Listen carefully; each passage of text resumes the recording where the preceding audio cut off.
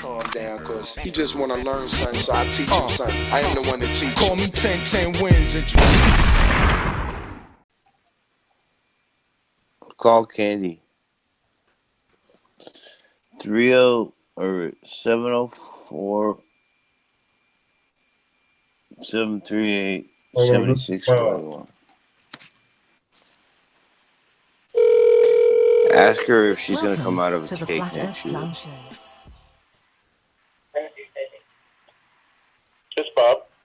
Hey, Bob, how are you doing? Fine. Who is this?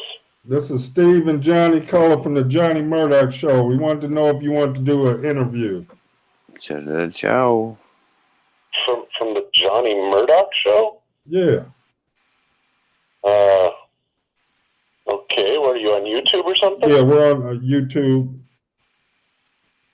We normally have a call-out session on Wednesdays and Fridays. Okay, and how did you get my number? Like this online YouTube, not everybody's is listed, but yours is. Mark Sargent's is.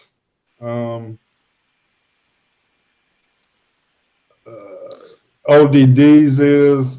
You know, there's Haunted House has his listed.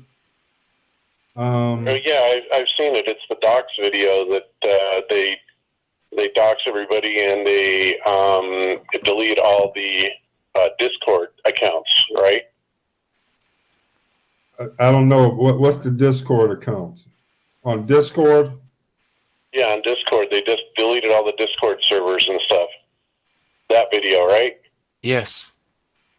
Yeah, Johnny has the video up showing. I didn't watch the video. I could just see the people and some of their real names and their phone numbers.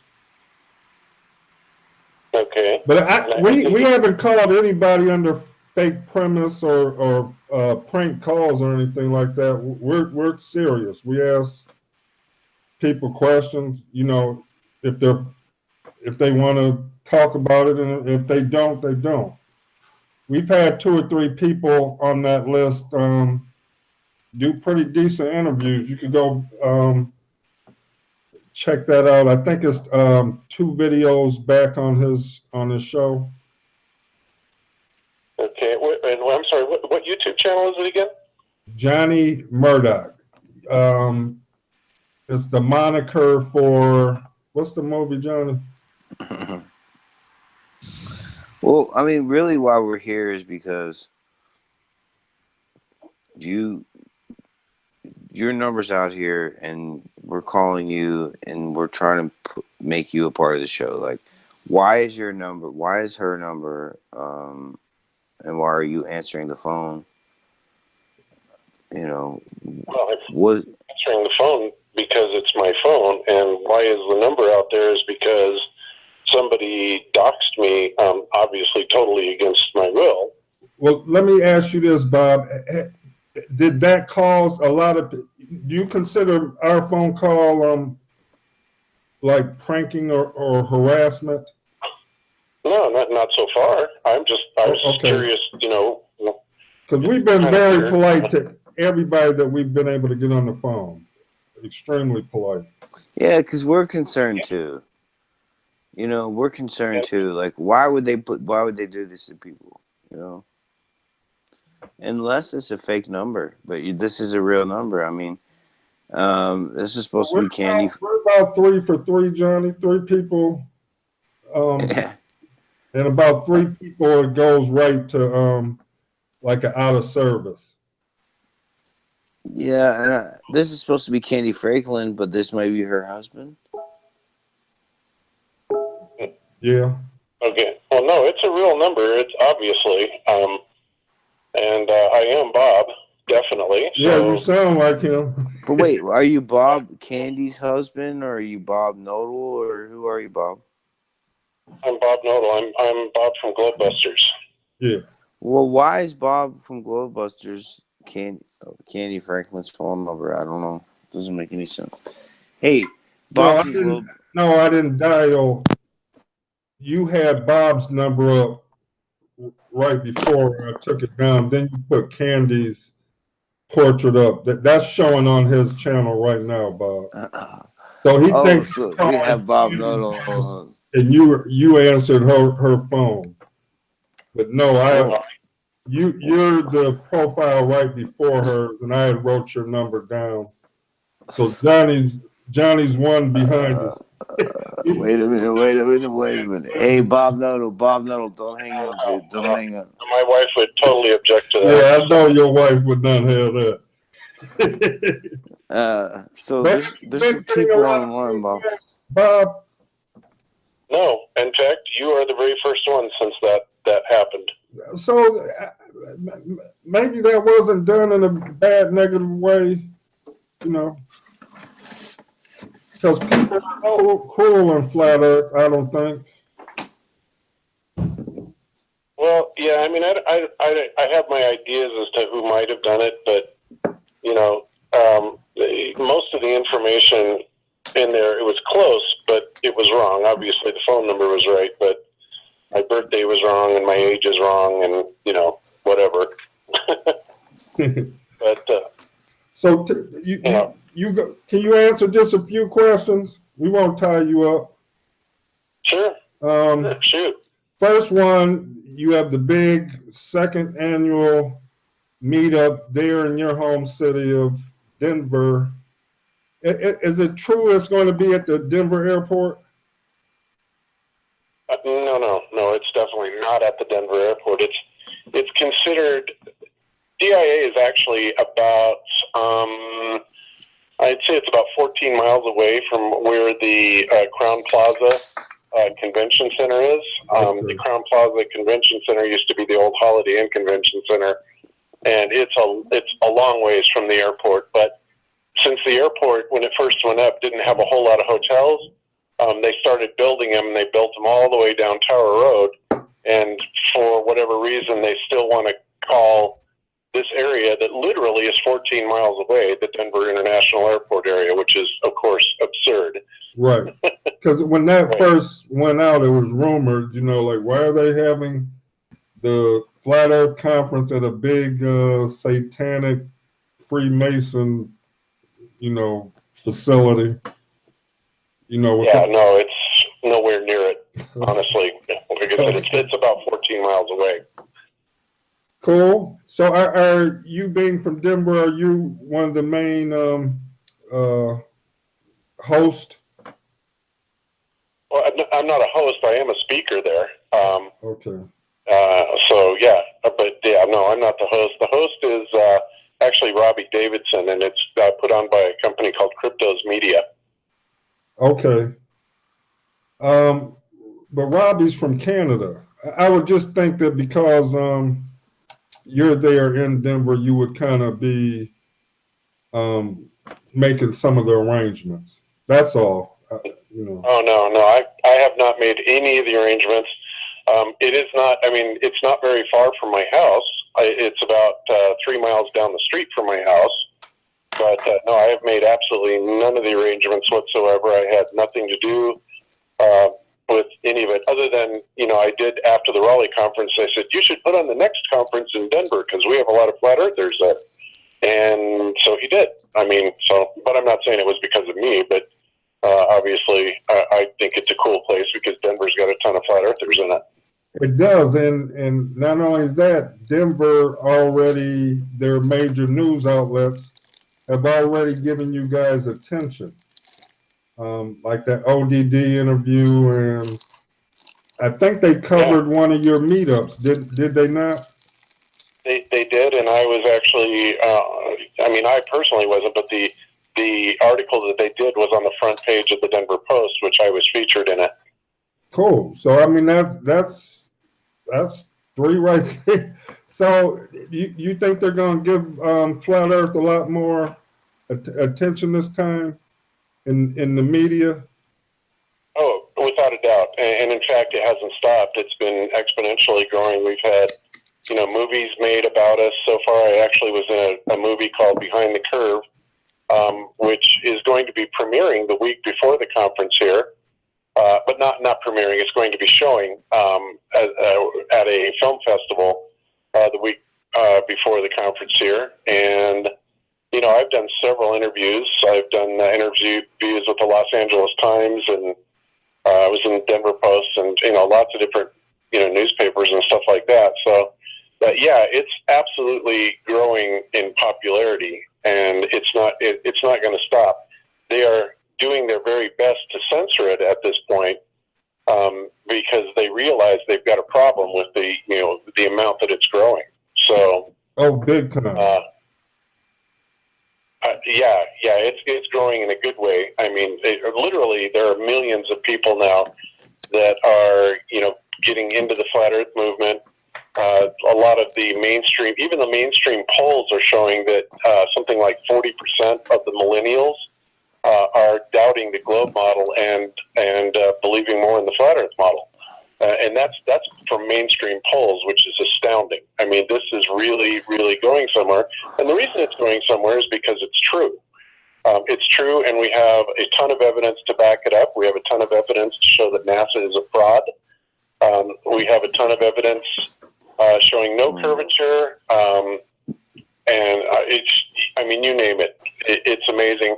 I am on the board of directors for an organization called FE Corps, which means Field Engineers Corps. And what we do, we are a 501c3 nonprofit group, which is actually doing very scientific experiments to prove or disprove the curvature of the Earth. And thus far, we have not been able to find any curve. And we have actually had like Guinness Book of World Records verify our findings, and we are in the midst. As soon as we actually get our 501c3 status, which should be shortly, we've got several corporate donors lined up to donate and you know, bring this science into the mainstream world that we can challenge the universities with.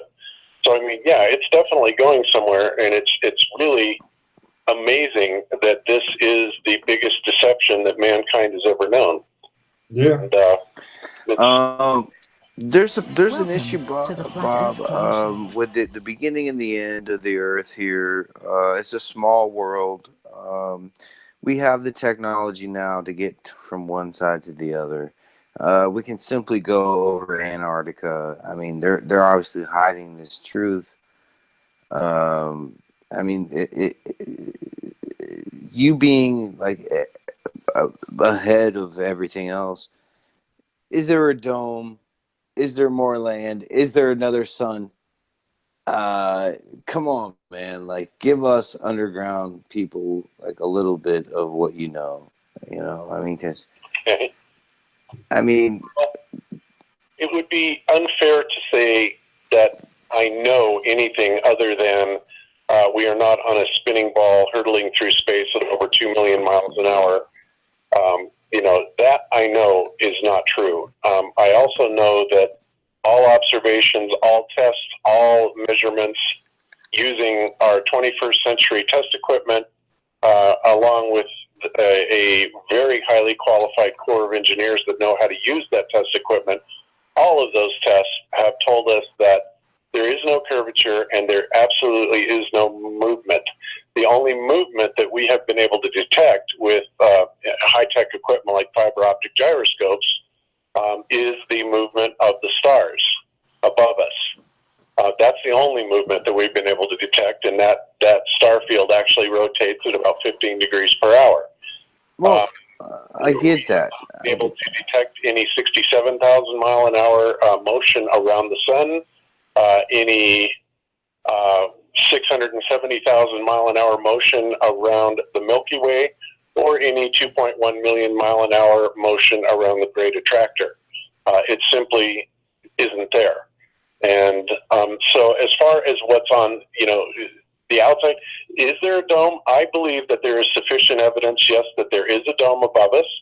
And I could cite several points for that. And again, I don't speak for the entire community, so don't quote me on speaking for the entire community. What I'm telling you is my personal beliefs, and I think I have pretty good reason to believe this. But I believe that there is a firmament above, very much as described in the Bible. And no, I am not a religious person. I am more interested in true science, but the true science thus far seems to be going along with what the Bible describes. As far as land on the outside of, Antarctica, I believe it's highly likely. There have been several maps that have surfaced that show several continents outside of our little ring. Just about every ancient cosmology in the world describes not only a flat cosmology, but a ringed cosmology where you have different rings of different civilizations with their own sun and moons. Of course, all of this has been dismissed as myth by the mainstream, but I'd say that there's a fair case to be made about it. And of course, then you've got the whole NASA thing that's going on, and if NASA wasn't trying to cover up something, they wouldn't be faking everything. They'd be demonstrably faking everything, with CGI. Yeah. And of course, I don't know if you guys saw the latest thing that has been going around the flat Earth community today, but Buzz Aldrin straight up admitted that they never went to the moon. Straight up admitted it. Where did you see that? I heard about it too. I heard. Where? I want to see it. I didn't see this. Oh, okay, I can tell you. Let's see. Feed Your Mind put it up. ODD Reality's latest video is that. Oh, I'm subbed to mirrored it. Celebrate Truth mirrored it. I'm subbed to Feed Your Mind. That's hey, Bob Knodel, I just want you to know, you're live on your worst enemy's channel right now. This is the worst place you could ever be. But I appreciate you being on the show and answering your phone, because this docs video, it's they're gonna put these people's phone numbers out here, and we have a chance to talk to flat earthers, and we got someone like Pops that has the balls to just go ahead and dial the phone number. I just want to know, Bob's always been one of my favorites on Globe. Hey Bob, have you seen the Sungenis debates? I forgot what channel it's on. I have, yes, it is on the Non Sequitur channel. I saw him debate Antonio Subirats. I know that he wants to debate Rob Skiba. I personally have debated him before. We have on Globebusters about 2 years ago. We debated Robert Sungenis. I remember you and Jaron doing that. I thought you guys did good. I kind of want a rematch with you. I think you have a more scientific. I was not impressed. I like Antonio. I call him a good friend, but I didn't think I didn't think him or Dave did a good job. I like them both. I agree. I don't think so. Dave goofed up big. I don't know if you remember the gyroscope question, and Sungenis's big defense was how the gyroscope works was the Coriolis effect. And I'm going, Dave, ding, ding, ding, ding. That's a knockout punch. You just have a man that says the earth doesn't move, says the way gyroscopes work is from the rotation of the earth.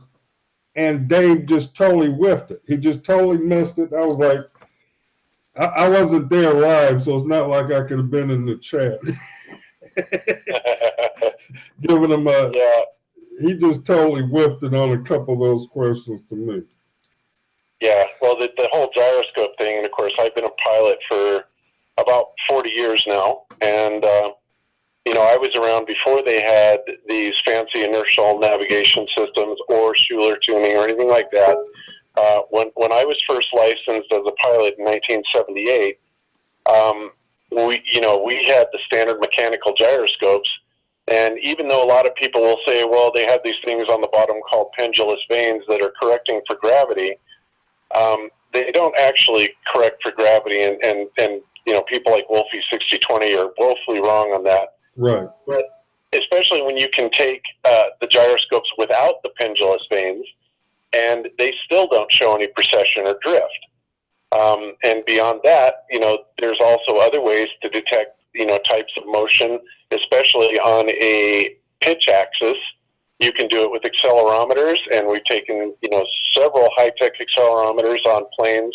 They show absolutely no pitch change whatsoever, even over several thousand miles, which is patently impossible. The mechanical gyroscopes don't show that.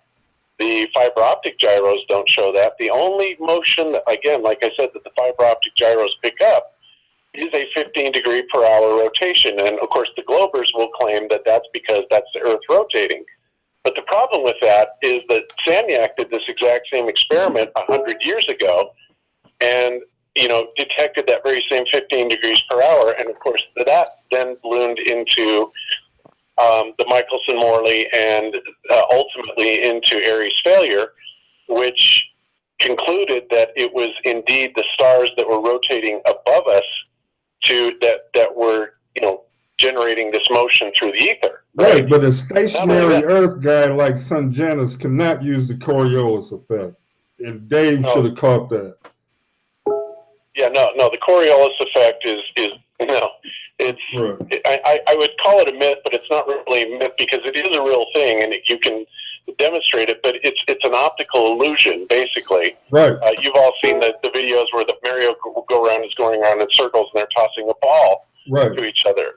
Yeah, well, it appears that the ball's curving, but obviously it's not. They're moving on the merry-go-round. Right. No, it does exist. You're right. You can scientifically prove the Coriolis effect.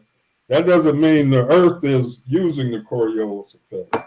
No, absolutely not. In fact, every instance has been debunked from, shooting cannonballs up in the air. And several other examples. Of course, they also want to say that it's the Coriolis effect that causes the storms, hurricanes, to rotate in one direction in the northern hemisphere and in the opposite in the southern hemisphere. But the thing about that is really what's going on is it is the electrostatic field from the sun that's causing that to happen. That's pretty easy to actually model and demonstrate. And we've elaborated a lot on Globebusters. But I want you to have another go at Sun. It seems like Sunjanus kind of likes this attention to do a little hour debate with various flat earthers. It looks like this is going to keep continuing, and he looks like he's interested in it. And now he might be getting a bit cocky because I didn't think he would do Antonio and Dave like he did. But I want you and Murdoch to go up next with him on a one-on-one. Well, it's a possibility. I mean, I'm not really a big debate fan, but I know that Rob Skiva has already agreed. Well, I like Rob too. I can't wait. I want to see that. Yeah, but Rob is going to debate him based on a biblical cosmology. Right. Obviously, if I debated him, it would be more on a scientific cosmology. And frankly, I don't think it would be too difficult to debunk what he is saying. But before I do that, I am fully aware that he has written a book called, I think it's called Flat Earth, Flat Wrong. Yeah. And it's something like 700 pages or something like that. And obviously, the guy's done his homework. So I want to take a look at that. But, like I said, all the experiments that the Flat Earthers has done, FE core and everything is telling us that there is no motion and there is no curvature. Now, of course, he's going to agree that there is no motion because he is a geocentrist. But he's going to argue the fact that he's going to try and make his case that the rest of the universe is rotating around us. And there's several points of contention with that because if he truly believes that the stars are at the distances that they are, tens of thousands of light years. Well, then, in your last debate, Bob, he was kind of in the middle on that. He did think some of the massive amounts of light years were nonsense. I remember that part of the debate. Right. But then he also came back and said, but parallax is proven. And it's like, no, parallax is not proven. And why, if the stars are really, truly that close, then you shouldn't even have to worry about, parallax should be blatantly obvious. The only reason that they're fighting over the whole idea that parallax is even detectable or not is because they say the stars are so far away, right? And that everything is moving in unison, which of course is illogical and completely non sequitur to the argument. So they're grasping at straws when they say that there is parallax being detected, and yet if they want to then change their model and say, well, no, it's because the stars are much closer, then we should have no problem detecting a parallax. But the fact is nobody has detected parallax, and the methodology that they're using is severely flawed, and it goes back to redshift and, things that Halton Arp has already debunked. So honestly, I don't think it would be too difficult to really debunk Robertson Jenis, but, I don't think it would. From somebody like you, I thought Antonio was going to do better. He let me down. David did too. What Bob, are you still friends with Jeff Stewart? No, I haven't talked to Jeff Stewart in years. He kind of got pissed off at me about 2.5 years ago when I called him an idiot on air, and I haven't heard from him since. And I only recently found out he's even still around. I had no idea that he was even still around. He just kind of disappeared into the woodwork. Are you familiar with that young lady that went missing? I think she's associated with Matt Powerland. No, I've heard something about Faith. That was the last thing I heard is that supposedly Jeff was putting something together that is tying people together with some missing woman, but I really don't know what the details are of that. Okay. You weren't part of the connected dots. So that, that's good. he didn't have you part. He had this big old connected dot diagram on his channel, but you weren't. Matt Powerland's in there. You weren't part of it. Oh, well, okay. Well, I've only talked to Matt Powerland once in my life, and that was the infamous episode of Globebusters where Matt Powerland came on to argue with Morguile, right?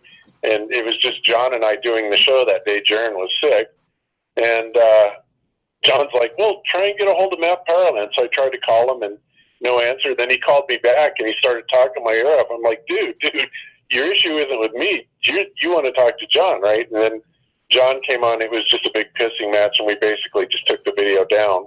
Yeah, because that's how all that got started. Jeff was in the middle of that. Jeff, Morguile, and Matt Powerland. Then they started posting those Matt Powerland's old MTV videos. That was one of the early black eyes in Flat Earth. Okay. Like I said, it's we're trying, like what me and Johnny do. We try to, keep the black eyes off of Flat Earth and expose the black eyes out there. But like I said, I've always been a fan of the work you've put forward out there. Well, I appreciate that. So what do you think of Robert Bassano then? I miss him. I don't, it was mysteriously how I would have to say the same thing about him. Lee Bracker.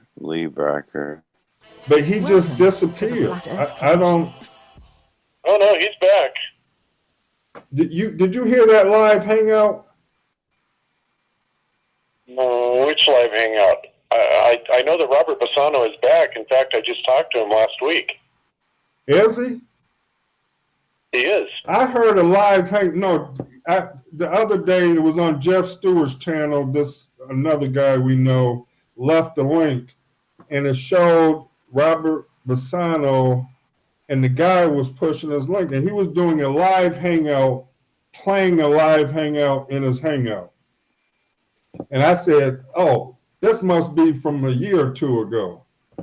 Oh, was it the one where Robert Bassano was talking to Lee Bracker? I think it might have been. Yeah, I'm familiar with that. That's of course Lee Bracker is dead now. That's what they say. They keep telling me people are dying and they come back alive. Yeah. No, I mean, I actually saw Lee Bracker's obituary, and it was really strange because Lee Bracker was, well, I think the last thing that he did was he was calling a bunch of flat earthers and recording their Skype conversations, and then releasing them publicly, you know, when they were talking about, you know, private things. And amazingly is I had talked to Lee Bracker twice myself, but those conversations never got out. And I think the reason for that is because he kept trying to get me to say that I believe that Mark Sargent and Patricia Steer were shills. And it's like, and I just said, no, I don't believe that. I've never believed that. And I refuse to believe that. And I kept asking him, it's like, Lee, give me some evidence that shows that they're shilling, that they are some sort of agents, that they're out to destroy the flat earth. And of course, nobody can come up with that evidence. You know, they'll come up with, oh, well, there's, what was the company, whatever, that did the app, right? And it's like, yeah, whatever. Yeah, that doesn't prove anything. And in fact, you know, when I look at Mark Sargent, I mean, one of the hardest working people in flat earth, honestly. And I know the guy personally, and I have no issue with him. And I certainly don't see why people think he's shilled, other than Eric Dubé said so. But, you know, Eric Dubé is a whole nother matter altogether. And that Roland Reddy thing rubbed me wrong. Because I even with that,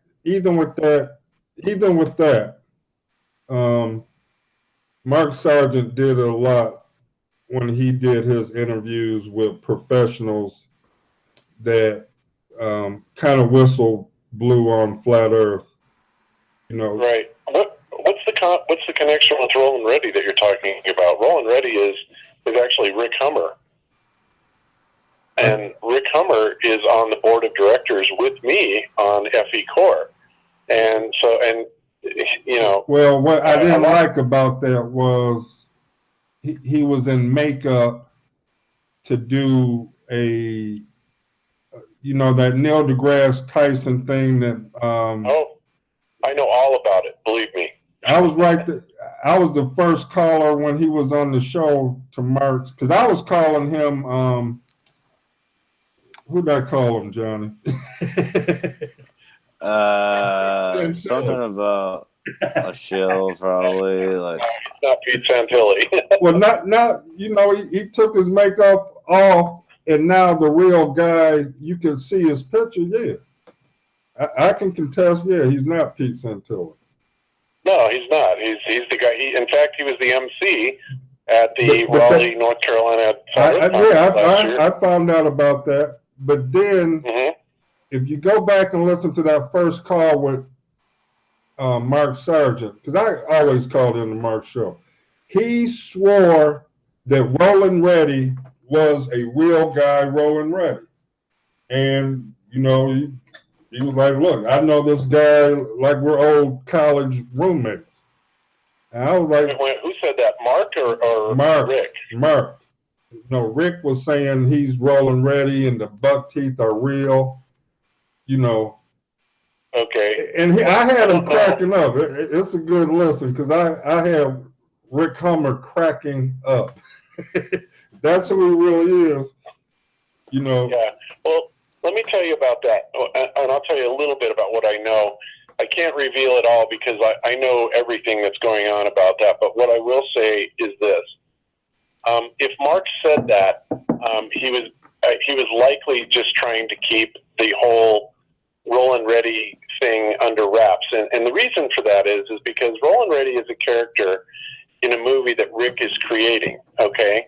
Now, a lot of people are pissed off, and they think that the whole Neil deGrasse Tyson thing was completely staged. I can tell you that it was not. I know it wasn't because I've seen all of the video footage. I know exactly how it happened, and I know exactly where Rick Hummer is going with this. And what I will tell you is this, that Roland Reddy, the story of Roland Reddy is, it's basically somebody that is on the road of discovery to flat Earth. And what I will say also is that don't judge the book by its cover, because this is very much a pro-flat Earth movie. Very much so. And All right, we'll wait till it gets in the end. It just was making a lot of, like I said, black eyes out. You know, me and this guy right here, we try to head off the things that cause people to not take flat Earth serious, and we try to attack those things. Well, reserve judgment for when it comes out, because I think you'll be pleasantly surprised and pleased. I certainly was, and I got to tell you, the movie it's funny as hell, and I loved it. I've loved what I've seen with it so far, and I can also tell you that there's going to be a few other surprise people in there, and you're going to love it. I really believe that. All right, I think it's great. I think it's awesome. I'll reserve judgment. I'll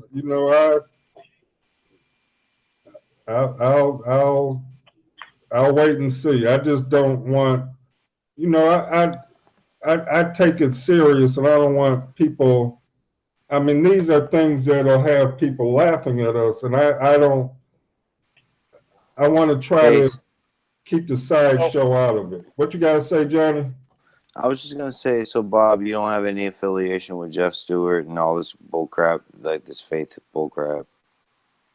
Oh, absolutely not. Like I said, I didn't even know he was still around until, I don't know, couple months, something like that. And I was surprised. It's like, wow, that guy is still around. Because, it's no secret that I don't think a whole lot about Jeff Stewart. I think he's, I won't say. I just don't think highly of him. Let's put it that way. Okay, well, give us the feedback on Robert Bassano. So he comes back. Well, then what I heard was not, if he's dead, was not. Oh, no, Bassano's definitely not dead. Bassano just left the community. I honestly am not sure what he's been doing over the last 18 months, but he showed up in a chat one day, and everybody was telling me, hey, Robert Bassano's back. And I'm like, really? That's wild. And then he showed up in the Globebusters chat, I don't know, 3 weeks ago, a month ago, something like that. And I saw him, and he's going under the screen name of Robert B. Is it Robert B. or R. Bassano? I think it's Robert B. Yeah, it's Robert B. is what he's going under now.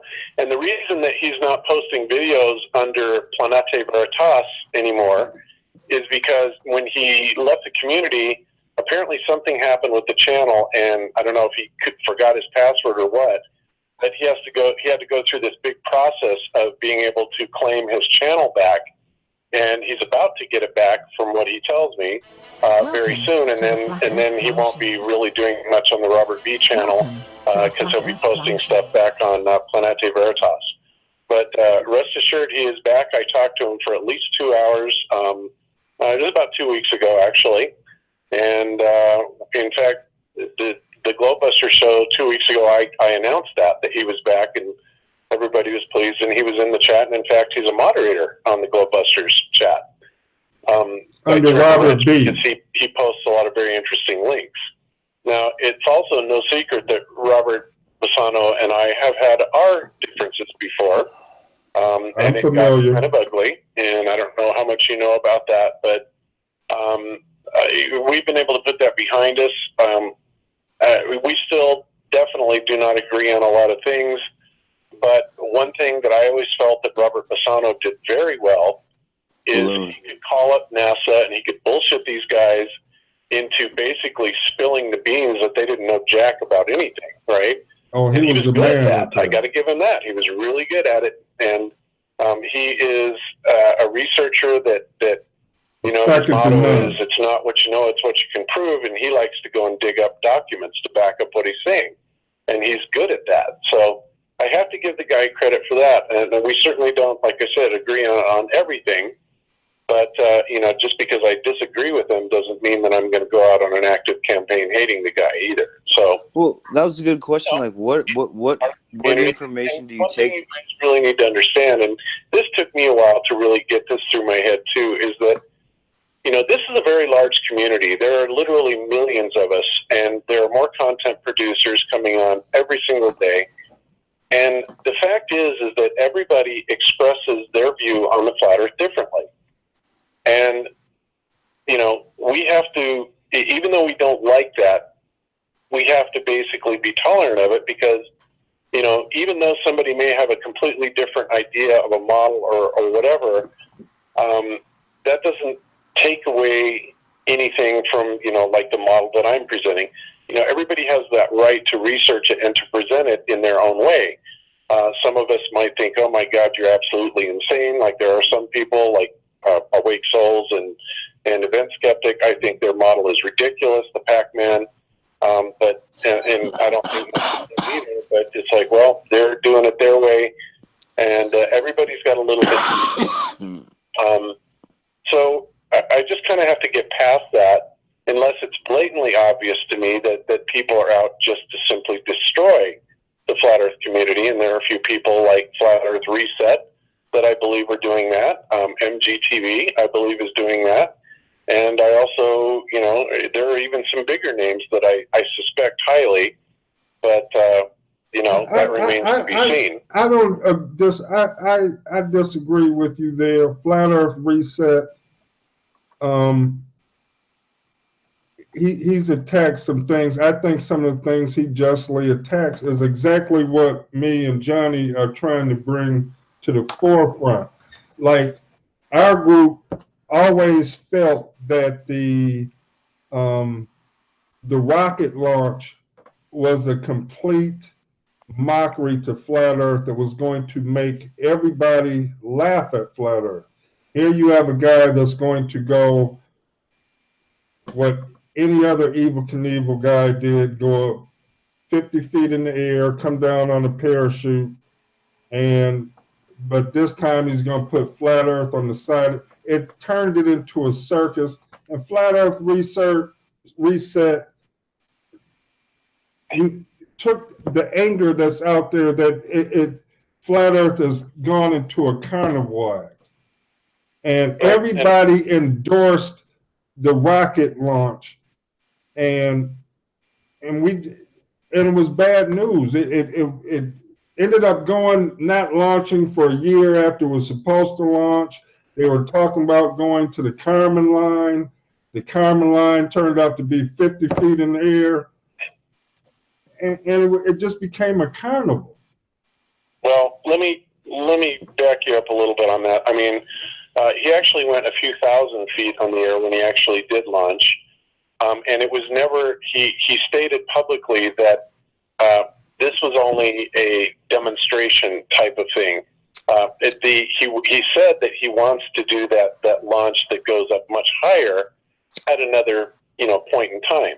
Okay, so just to clarify on that. Secondly, I mean, I have to say I agree with you on a large part of what you just said. I think that, you know, Mad Mike kind of comes across a little dorky, and I wasn't pleased with it. I certainly wasn't pleased with the idea that IPS, you know, International Plain Society, you know, funded him to the tune of several $1,000s. But because I thought, you know, what he was doing was dorky. But on the flip side of that, what he did do is he got the attention of national media to an amazing degree. And, you know, they say there's no such thing as bad press. And let's face it, we're already made fun of. I mean, just the whole idea of Flat Earth is absolutely ridiculous to most people. And so, you know, to say that anybody's out there doing anything that aren't causing people to laugh at us would be absurd, because that is the general consensus of Flat Earth anyway. But then we also have the whole idea then at that point is to bring people's attention onto the subject, and then, you know, let them start looking into it, and then maybe they'll get to Globebusters and they'll start seeing some of the science, or, you know, other good channels that are making good arguments. So again, you know, there's a lot of attention that I don't think is really good attention, but it's still attention. So, you know. Well, there's a point as a watcher, as an underground watcher. So we have all this technology, and we can get really far, and we can go past Antarctica. Like, you guys have military connections. A lot of these people in Flat Earth are Army. Like, It's just weird. You know, like, I feel like we have the technology to get way past Antarctica within, like, a couple hours. You know, like, boom, we're there. This argument's over. I'm tired of arguing. I'm tired. You know, like, as a flat earther, I'm tired. I feel like we need to just get a jet and go, you know, and like, I was even going to get, like, buy a plane. I was going to buy a plane and call it the Chili Express and put all the flat earth shills on the plane and then just try to get them past Antarctica, you know, like, just see what happens, you know, because I'm just tired of arguing. I'm tired of the fake ISS and all this shit. You know, it's just. So am I. But here's the thing. I mean, you have to be realistic about it too. First of all, we know that the Antarctic Treaty is firmly in place. It's essentially a no-fly zone for all essential purposes. And that no-fly zone begins, unless you have explicit permission, which is very difficult to get. It begins at 60 degrees south. Okay, so to just say, well, somebody should put a bunch of flat earthers on a plane and fly south. Great, but there is no plane around that has a range, first of all, to be able to get beyond 90 south and then be able to return. So what you're saying is you want to put people on basically a suicide mission. And no, dude. Like, what are you saying, dude? Like, enough gasoline to get past Antarctica. Like, we fly across America all the time. Like, how big is Antarctica? We're talking about from 60 to 90 degrees south, which is far, far further than going. If it's flat, but if it's flat, there's like we can travel on America, we can travel on Antarctica. Like, what's the difference? Why can't we get to the end of the dome? In America, you can land and get more gas and resources. In Antarctica, you cannot. And therefore, you're simply asking to die.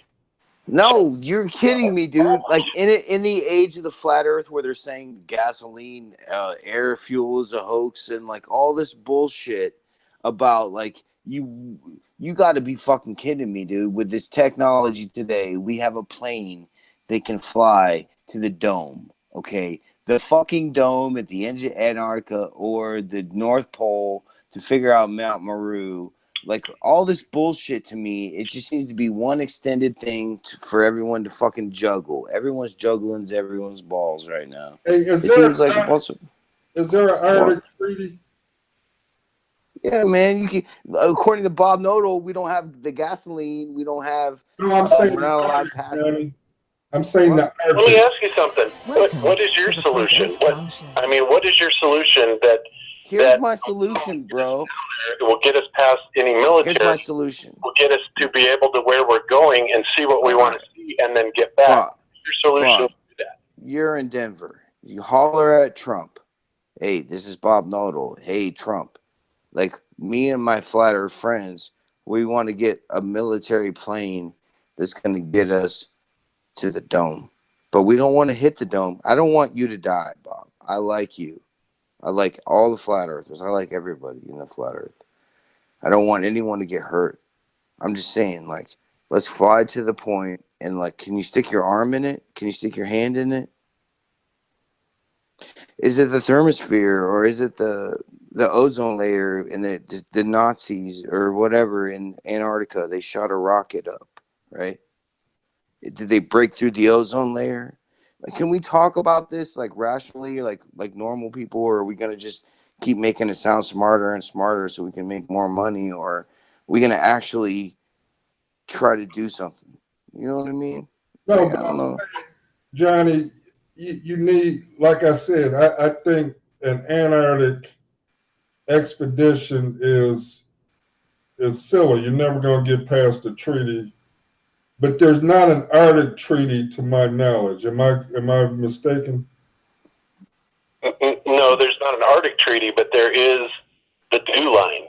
And the DEW line obviously is a very heavily controlled military line that the reason that they don't allow people to fly over that particular pole or that area is they consider it an area that has to be watched in case Russia decides to launch ICBMs over the pole at us.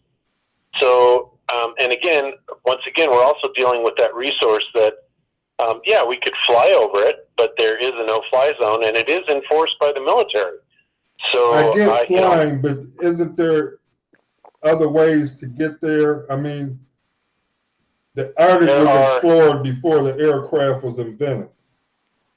Sure, there are other ways to get there. You can get there by boat.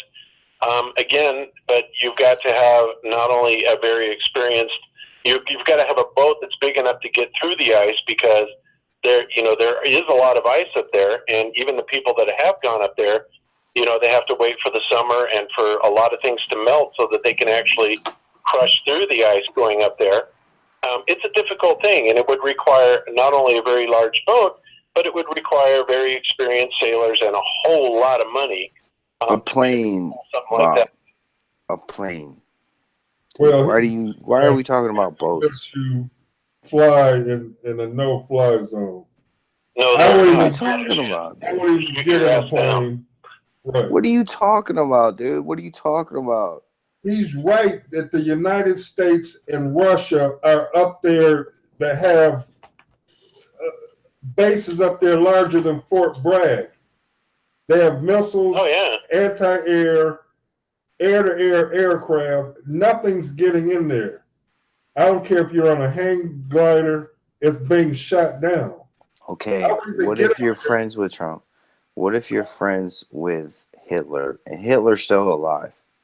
Okay, Hitler's still alive, and he's like, hey, Johnny, hey, Popcorn, hey, Bob Knodel, like, here's a plane, fly into the dome, blow yourself up. Like, are you kidding me? This is a small Earth. We can't get that far. We can't get out any further. Oh, what is it? Oh, we don't know. Is it an AE map? The sun isn't spinning, or is it going through a portal?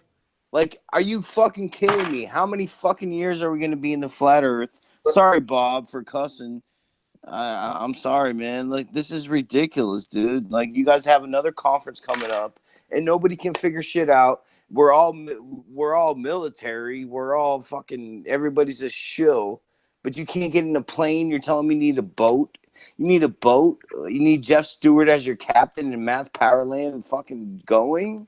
No, but there's you guys, man. Ice boats up north, Johnny. You are making up a whole lot of straw men. No, we don't need Jeff Stewart or Matt Powerland as our captain. That's absurd. I just laid it out. I mean, you were really making an irrational argument here. I've told you that there is a no-fly zone there. It is heavily protected by both U.S. and Russian military. If you want to try and fly there, assuming you can get the jet to do it and not get shot down, that would be great. Me personally, I wouldn't touch it with a 10-foot pole. The only other way that we can think of is to attempt it with a boat. And I don't have that sailing experience, so why you're complaining that the flat earthers aren't able to do this. Do you have those capabilities? If so, I'm sure everybody would back you. Hey, if you guys want to back me, I got Bob Knodel on my show right now tonight. Like, I'm a nobody, Bob. Like, I'm a nobody. You don't even know me. Like, you don't even want to look at my channel. You don't. But I will tonight. I'll call Trump. I'm gonna call Trump, and I'm gonna get a plane fast enough to hit the fucking dome, but I'm going to try to make sure it stops before you hit it, because it's not that far. But Johnny, I'm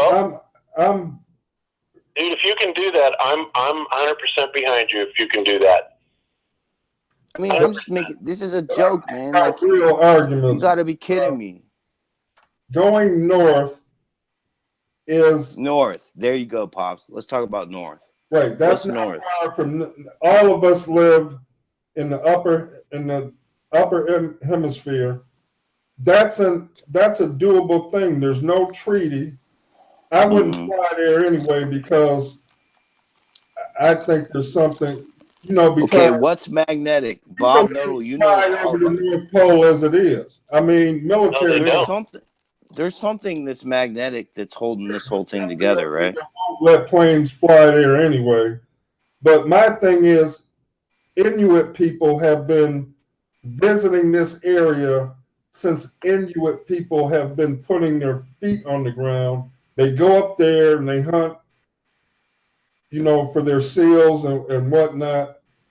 And I think they have a story to tell about what's up there.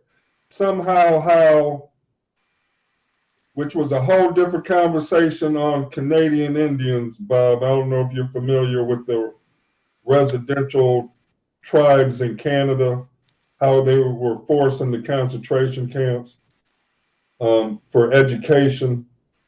But there's a disconnect between the Inuit people that are in this magical special land on the North Pole. And we have no connection with any Inuit people that have been close enough to see something. You get where I'm going with this, Bob? Yeah, in fact, I've heard stories about that. But again, I have no connection or no personal contact with any of those people, other than what I've heard via story. And there's books written on it. And so, yeah, there's all kinds of written material or lore or whatever, but I fail to see, how this is applicable to actually getting somebody up there. Because it's when Matt Parlin and those guys talk about their things, you're never going to get to the South Pole and have an expedition, but getting to the North Pole is doable. These Inuit people are up there with dog sleds. I'm sure they work on a very modest hiring fee. Like all the Inuit people were used for these early explorers. That's who Admiral Byrd got to take them up there. There was a whole bunch of Inuit people in dog sleds. Okay, so what are you asking me? Why somebody hasn't gotten in touch with them and chartered a dog sled with them, or yes, that's a good point, Bob. You can all fly close. You can fly close to there. You can get into these Inuit camps that are on the closest borders. And yes, sit down with them and talk to them. No, Pops, as a show, like anyone as Bob, as a show, it'd be like, what do you want me to do? Get a freaking dog sled? A lot cheaper than buying these $20,000 razors. You could get a whole tribe of Inuit people for a couple grand. What do you want me to do? Cook us fish along the way. Yes, that's doable. That is Pops, doable. what do you want? So do you know how to set this up? Do you know how to do this? Yeah, yes, I know travel agents of when people go up to Iceland. Yes. These people they're not as. Well, then why haven't you done it? Why have you not contacted these people? Because I don't have somebody with flat earth core at my side, at my disposal. I don't have the network to do that. But I just want to put the idea in your head that's doable. And Matt Powell can actually collect enough money to do that. He can sell enough T-shirts, and that's a very inexpensive trip. That's doable. Matt Powerland is highly unlikely to do that because Matt Powerland is basically, especially at this point in time, kind of losing his mind. Right. Which, right. if you guys saw in one of his videos that was fairly recent where he started yelling at his wife and then came out and said he was going to sue everybody at the, the dude's losing his mind. I'm sorry, but, and he is certainly not that much of an influence. Secondly, you guys seem to put a whole lot more stock in Globebusters, which only has 39,000 subs. Like we have some sort of major power. Dude, we don't.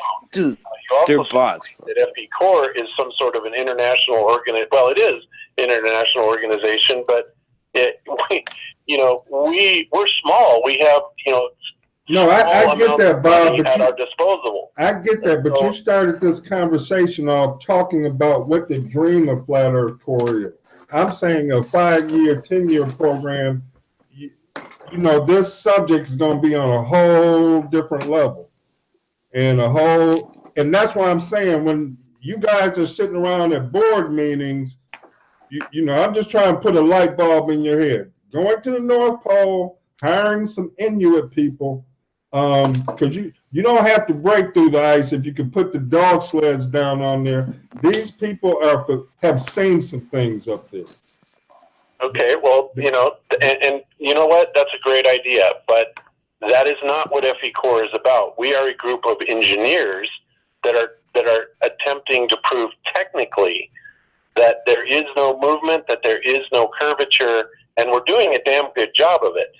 It is not within our purview, especially as a 501c3 nonprofit, to be going off traipsing, hiring, you know, indigenous people up at the North Pole to take us on, you know, some sort of a journey. That is not what we're about. That's not what our 501c3 declares us as. We are an engineering group.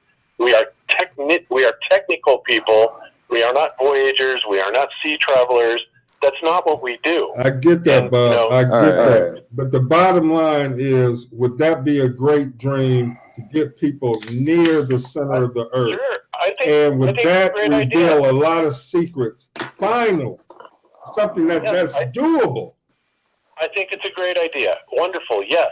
But it is not what FE Corps is about, and nor will it ever be what we're about. No, I use them as just an organization within Flat Earth. It all did. Everybody piled on Rocket Man, so everybody could pile on. Well, let's get some not Indians. Everybody. We didn't pile on Rocket Man. Jaron, and I told you that you I didn't buy, but Jaron did. Jaron did. I have a brand new Flat Earth. Jaron donated $5 to Rocket Man, and that's it. That is where Jaron's relationship with Mad Mike Hughes ends. He donated $5. I didn't donate anything other than I thought it was silly. Me too. I'll give you that, Bob. Jaron, I don't care how much you gave him. He went on the record with the ringing endorsement, and that kind of ruined. I lost a lot of credit for him after that. I'm sorry. I still like Jaron. I don't think he's a bad dude. I don't know what you consider a ringing endorsement, but $5 saying, oh, yeah, okay, and that $5, by the way, was to help just put the words research flat earth on the side of the rocket. That's it. You know, he had no other agenda behind that. Other than, you know, put that on those words on the side of your rocket, get it into the public consciousness. I mean, we're behind financing billboards. You know, I've donated to billboards. In fact, we've got one, you know, very close to our house that we actually went and selected, and that was crowdfunded for you know, a research flat earth billboard, you know, outside the Denver conference. They're up all over the country. People are, like I said, everybody comes to this community doing their own thing and in their own way as to how they see fit. Now, you know, there are people that do, and then there are other people that sit there and criticize. And, you know, I hate to say this, but, you know, it sounds like you guys are kind of armchair quarterbacking and criticizing what other people are doing. And I have to ask you, what is it that you are doing? I agree with you, Bob, and I've been real bad at that in the past. I was real good. I've always been a fan to who I consider all the founding fathers of Flat Earth and our generation. And then things like, things happen that just, like I said, it gives the community a black eye.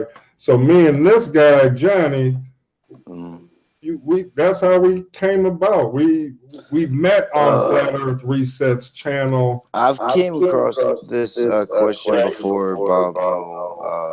There's a video on my channel called "What Have I Done for the Flat Earth?" And I did a bunch of tests or whatever, like a long time ago. But the whole thing about IPS is creepy, man. The whole thing about IPS is creepy, dude. Like, IPS is creepy as heck, and the fact that you guys brought him in and like did all that and like used it as promotion and all that, it's kind of weird, man. Whoa! What are you talking about? We brought him in. What did we bring IPS into? See, this is another thing I'll defend you on, Bob. You're neutral, like you most. are always. Jaron gave him a ringing endorsement, and well, the reset thing. I think How okay. did he So do that? What are you talking about? He gave IPS a ring? no. The flat Earth. Okay, let's look at flat Earth itself as a Globebuster company. show. Flat Earth is a company. Period. We have never had a Morgile debate on the Globebusters show. What are you talking about? Am I losing? No, I'm talking wrong, about Jaron? fucking RPS. I'm talking about him. Morgile have a debate.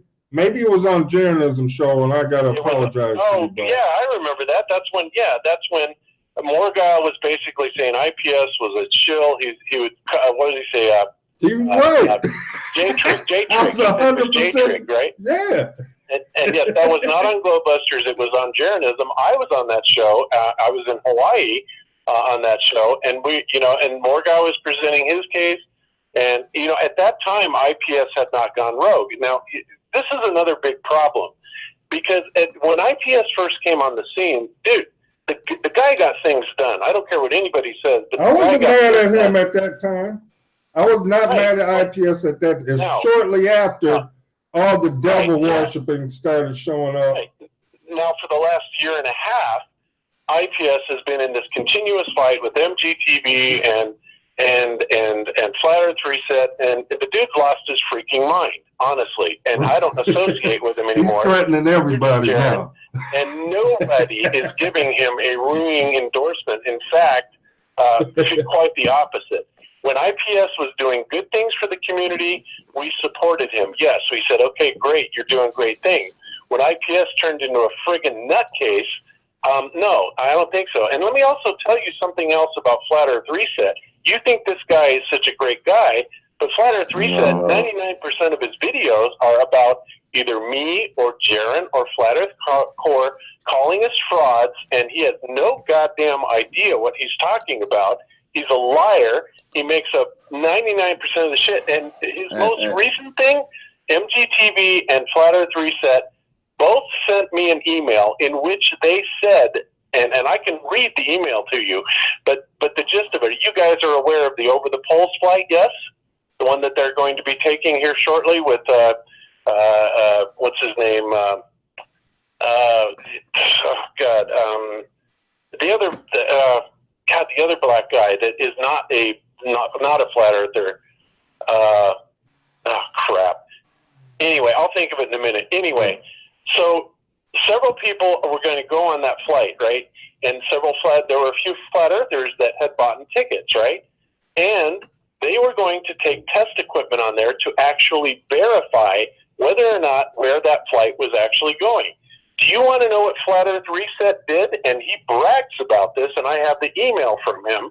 But he said, oh, well, as soon as we found out Flat Earthers were going to go on that, we called the Over the Poles group, and we tipped them off and told them that Flat Earthers were going to try and disprove this model by going on there with test equipment. And as a response of what Flat Earth Reset and MGTV did, is they said, okay, nobody can bring any test equipment on there. So basically they're selling these $20,000 tickets, and now nobody can prove where they've gone. So what has Flat Earth Reset done? He has become a traitor to the Flat Earth community. He was in the very beginning, Bob. He was in the very beginning, and we have proof of that. He's always Who been was? IPS. Well, I'm not saying that IPS. No, he's talking about research. Okay, I agree with you. You're talking we're about talking about research. somebody else. We're not talking about IPS. We're talking about another very legitimate. There's flight. an issue with the research that IPS is never going on that flight. Bob, just so bought a you ticket. know, the people on my corner, we believe Reset and MGTV are both shills, and they're in on it. Because why else would you have your life threatened and not call the police? You know, it's like, okay. So, you know what I mean? If you believe that Reset and MGTV are shills, then why did you tell me 20 minutes ago that you think that they're doing something good for the community? They are not. They are traitors, and they are absolutely out to destroy this community. I didn't say them really needs to have their head examined. I never said MGTV or Reset was doing anything good. I mean, like, they promote you guys. Like they literally play like an hour of your video. Like it's just obvious that they're your guys' bad cops. You know, it's pretty obvious to me from an outsider view. I only pointed out that the black eye of the Rocket Man thing, that turned a lot of people off. A lot of people were turned off with that. I know, but who is the black guy of the Rocket Man thing? I don't even know who you're talking about. Mad Mike. He's not black. No, I didn't say that. I said he gave it a black eye. Oh, a black eye. I'm sorry. Black guy. No, my bad. I misunderstood you. No, that's my fault. Okay, and you know what? I don't necessarily dispute that. Okay, like I said, I thought it was pretty silly. And you're saying, well, Flat Earth Reset pointed that out. Yes, he did. Great. But Flat Earth Reset went way beyond that. He called Globebusters and everything that we do a lie. He called FE Core and everything we do a lie. He said, we're in this for the money. He said, we're trying to defraud people. Reset's a damn liar. And he is a traitor and admittedly has completely thrown a wrench into a more than $20,000 investment of a legitimate flat earther that was going there to actually take test equipment and find out whether or not where they were actually going.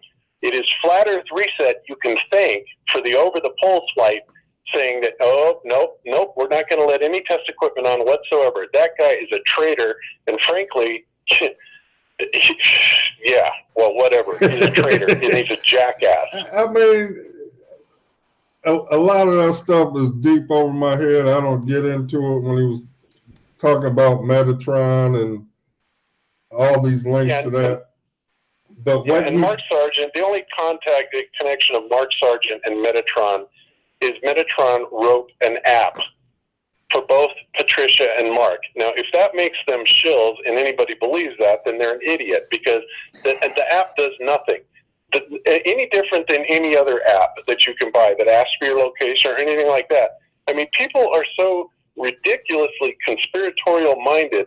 They think, can you help? Yeah, oh my God, there's an app that finds out where you are. That must mean that they're shills. Can you blame some of us, Bob? Though, can you blame us? Yeah, I can, because that's not critical thinking. So yes, I can absolutely blame you because you're not thinking it through. No, but they connected Patricia and Mark having an established. I was there on the live show. Having an established what? I was commenting on the live show and Mark pretended like he just met Patricia for the first time. This is 2015, I think. Why do you say pretended? What evidence do you have that shows that they knew each other before? Because that app and link that connects the two with Metatron was established in 2009. That doesn't mean they knew each other. And beyond that, at that time, if anybody would have bothered to do a forensic analysis of marksargent.com or his domains, they would have known that name is a very common name, and it didn't even come into Mark Sargent, the one we know, possession until several years later. Now, a lot of people don't know that because they're too willing to jump on this, oh, he's a shill. And let me ask you something, guys. Even if it was true, and there is that connection, how does that prove that either one of them are out to do any harm whatsoever to the community, especially in light of all the things they have done for the community? Look, I have backed off. I blame you. This is where I can blame you because you're not thinking it through. I backed off of both of them a lot, more than I used to be. First of all, I was big fans of both of theirs. And I was still a big fan of Mark Sargent up until the Rollin' Ready thing. Mm-hmm. And I'm sorry, that just put a black eye. But I agree. I'm going to wait until this plays out. That's right. And I'm going to agree. I'm going to let it. Even if Mark Sargent did back it, because Mark Sargent believes that any publicity is good publicity, and I do not necessarily disagree with that, okay? But even if he did back him on it, how does that make him a shill and somebody that is out to destroy this community? I didn't take that leap. I just said I was very disappointed in that because I was part of that show, and they were both. You'd have to go back and listen to it. I'm the first caller. I forgot what time it is in the show, and okay. And you know what? You have your right to have that opinion. But what I'm saying is having an opinion is one thing, but actively going after anybody that actively would act on that or accuse them of shilling or being a shill, you know, as a result of that action, or supporting an idiot like Flat Earth Reset, who, you know, is trying to say, well, they're connected through Metatron, so they must be out to destroy the flat Earth. But frankly, me too, ridiculous. Johnny. You know, I mean, come on. I said, Bob, in the beginning, Mark has done more good for what he did than He absolutely has. Than he could absolutely do has. for negative. It's just that was a black eye to me. It was I my agree. opinion. What do you think about Flat Earth Reset now that you know that he has literally sabotaged the $20,000 effort to prove where these guys were going, and he has admitted it. Not only has he admitted it, but he's bragging about it. I didn't catch that. This is the first I'm hearing about this. Did he gain 20 grand or did he lose 20 grand? Well, essentially, it's a lot, and not he. This flat earther that I'm talking about, and his name escapes me right this minute. But I met him at the Raleigh conference. He's very much into sailboats. He's got all these ideas on how to prove flat Earth. Well, this guy dropped 20 grand because that's the amount of those tickets. You know, by the all said and done, he dropped 20 grand. He got all this test equipment, and he was ready to go out and scientifically prove, you know, where they were actually going. And Flat Earth Reset sabotaged it, and he absolutely is bragging about it. Now, what do you think about somebody that does that, guys? What do you think about that?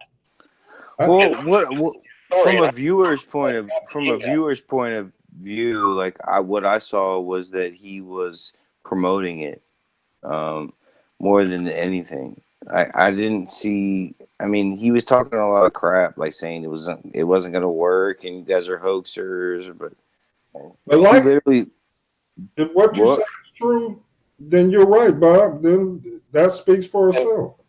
What I am saying is absolutely true, guys, and I've got the emails to prove it, and I have no problem showing those emails.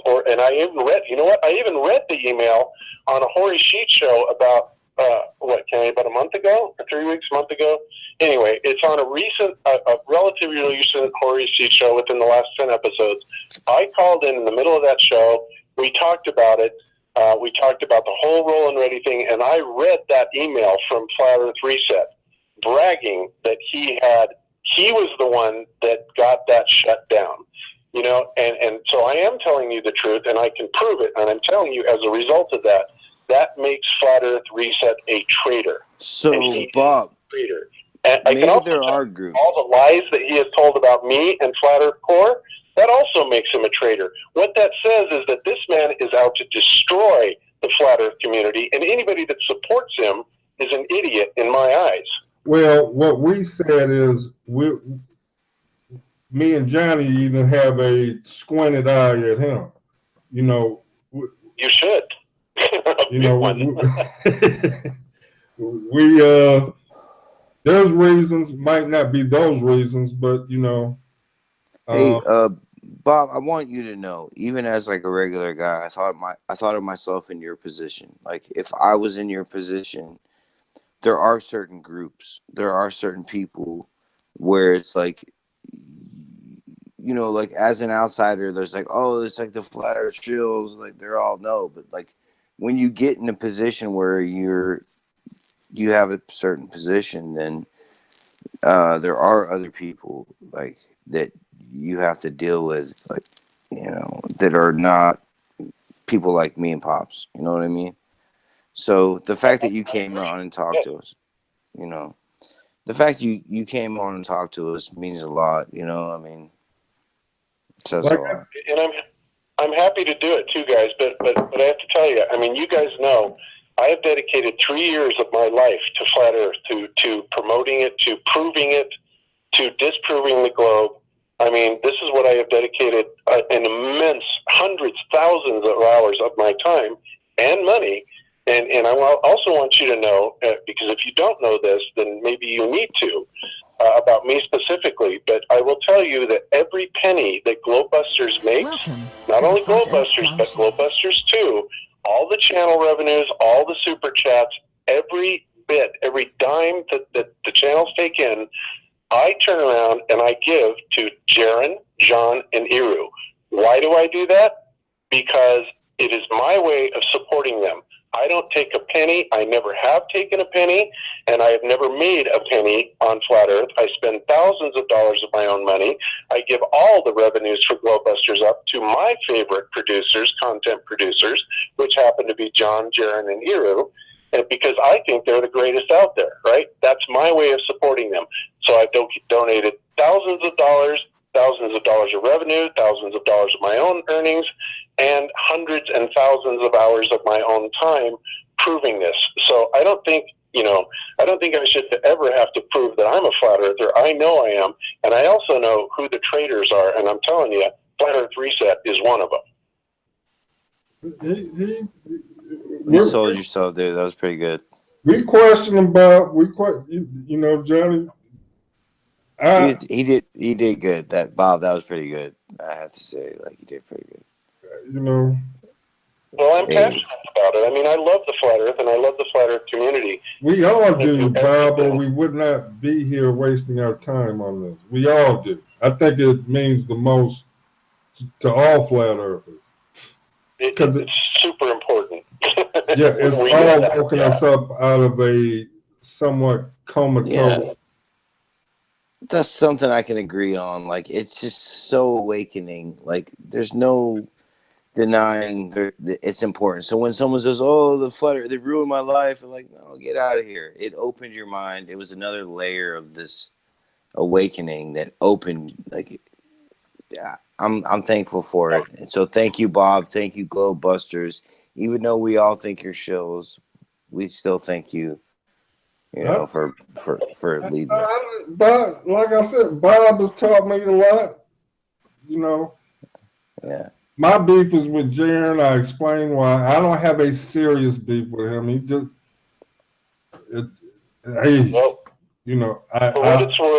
for what it's worth, in my opinion, and I've known Jaron now for 3 years, I have never met a person that is more honest or has more integrity in my life than Jaron Campanella. He does. And I sincerely mean that. He is a good guy, Bob. I'm not going to judge him there.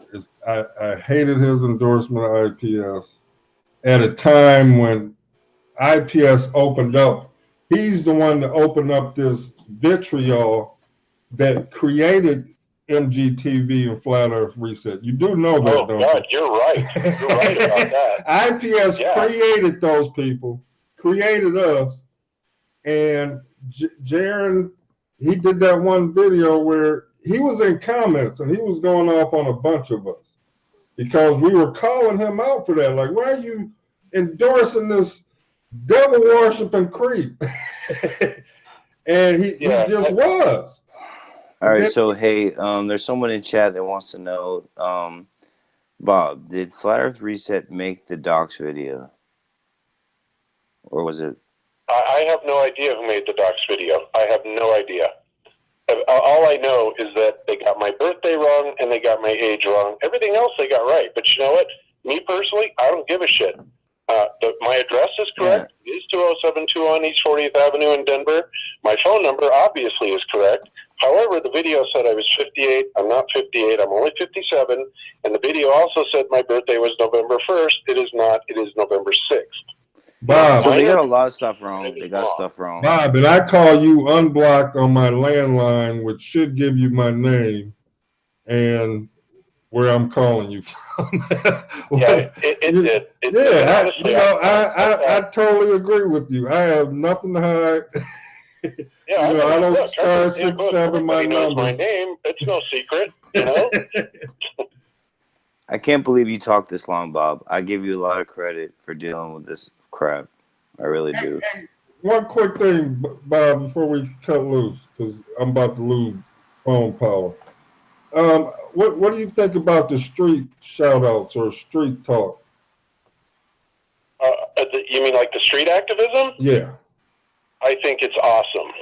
I think it is one of the best ways to get the word out there. I think the people that are doing it are troopers because, I mean, come on, think about it. How much guts does it take to actually have to go out and face the public that you know, as soon as you bring it up, they're going to scorn you and ridicule you and call you a moron and all this stuff and do it face to face. I mean, my hat is off to the people that do that. I think that is the most amazing form of activism that there is. I agree. I've been crying for this from the very beginning, and I've been there from the very beginning. I love it. I mean, that's some of my favorite YouTube videos because everything else is same old to me. But seeing people engage people and they're like, the earth is flat. You know, engaging them face to face, you know, because I used to do it. I didn't put it on camera, but I'd go out to a restaurant or a bar, sports bar, and I would just dialogue with people, you know, the earth is flat. And when they're kind of by themselves and they don't have a group think, or what do you call that? It was part of the Milgram experiments. When people are worried about who's around them, if you find a group of people, it's not going to be too good a meeting because people care what others think about how they think. But if you catch somebody one-on-one, it turns out normally to be good dialogue. I love it. Who's some of your favorites? I mean, there's only a handful of people doing it. Yeah, I mean, obviously Nathan Thompson is amazing. We had a guy on our show a couple weeks ago with Friend of Yahweh, and I feel bad because I can't remember his channel name. And I know who you're talking about, I think. Yeah, he does it. I watched some of his videos. He's amazing. I've watched a couple of Dell Beyond the Imaginary Curve stuff. But honestly, Dell may be okay, but I can't understand the guy. Me neither. He's another one that we talk about a lot, but now I don't have too many favorable things to say about Dale. I'm not gonna judge and say anything personally bad about him, but like I said, he plays into this worshiping. Bob, one last question from chat. Is it true that Jeranism is a millionaire? Like he has like lots of millions in assets and. That's a good question. It is not true that Jared is a millionaire. And in fact, oh wait, is he? He's friends with Capella. Like he's a Godfather, the Godfather's son. Yeah. Did you know his grandfather was the oldest boy in the Godfather, the oldest son? Jaren's grandfather? Yes. No, I have never heard that, and I have no idea if that's true. No, Capella, dude, the Capella dude on Facebook. Because million Campanellas. There is, but there's the guy Copella. Almost as common as Smith. Campanella? No, Capella, not Campanella. There's tons of Campanellas. No, not Campanella. Hell, I can name 3 flat earthers that are Campanellas. Well, I know that Campanella. All right. What about Copella? Okay, so there's Copella. Coppola, Johnny, is that what you're trying to get at? Oh, like Francis Ford Coppola? Yeah. That's not his relative, Johnny. No, but Jaren is good friends with his grandson on Facebook. It's kind of weird. I don't know. It's late at night, but you know. But the oldest son is named Campanella, and they show the link. It's not his grandfather's, his uncle, if I'm not mistaken. I kind of forgot. But when you look up Darren Campanella, it shows these people are probable relatives to him. Okay, well, it may be saying that it's probable. I have no idea. And, regardless of who's a relative to him or not, Oh, I'm not judging him the for fact that. that Jaron is a true blue flat earther. And I believe he is. I used to chat with him on Facebook and other blogs outside of YouTube. And I thought that was neat that I kind of knew him outside of those other vlogs, And, Jaron is one also to respond to people. You've also been polite in the past like that. That's another thing. I don't want people to get dedicated. Because Mark, not so much. Mark used to a long time ago, but Mark got, above himself. I can understand not dealing with trolls and annoying trolls, but Hey, Bob, what's coming up with Globebusters? You guys got a good show coming where you guys like show some proofs, or because my idea, like call Trump and get a plane, I would love to see that happen, and if you do, more power to you, and I think that's awesome. But what's coming up on Globebusters this week is I'm going to be talking about the M variable, as in mass, and how it's derived and the nonsense behind that. I'm going to be debunking Slice Barkane's ridiculous Cavendish experiment video. And I'm going to expose it as the fraud that it is, and I'm going to tell exactly why it's a fraud, and I'm going to explain it in engineering terms 100%. That's going down in flames, and obviously there's been a whole lot of other stuff that's gone on in the community, like Buzz Aldrin admitting straight up that they never went to the moon. I heard about that. After we get off here, I'm going to watch that. I heard about that. Was he drunk when he did it? No, he didn't seem to be drunk, but he was being interviewed by a little 8-year-old girl. And his answer was absolutely stunning because he flat out said, well, because we didn't go. Oh, I'm going to watch that. I'm going to, as soon as we get off, I'm going to watch that. And you got to get on with Son Jennings. Yeah, I might. But like I said, it's not that I'm not good at debating people. I'm very good at debating people, and I'm very well versed on the model. But I look at these debates as frankly a waste of time. I mean, and they usually are turned into a complete gong show. I don't know if you guys watched the Wake Souls debate and Event Skeptic debate, Reg Rhetoric and Sean Hufford tonight. They were just in our hangout a second ago. Yeah, I know. I saw them. I'm looking at your channel right now. But I mean, that was so ridiculous on so many levels. I honestly didn't know who to root for, and that's bad. But I think that the Awake Souls Event Skeptic model is so idiotic and ridiculous that I can't even believe that they would have the audacity to even try and promote it, because it is that stupid. But you know what? More power to them. If they want to pursue that road, let them. But I think most people have enough common sense to know that it's ridiculous, and that's why they have to buy views. I mean, and they've admitted to having to buy views.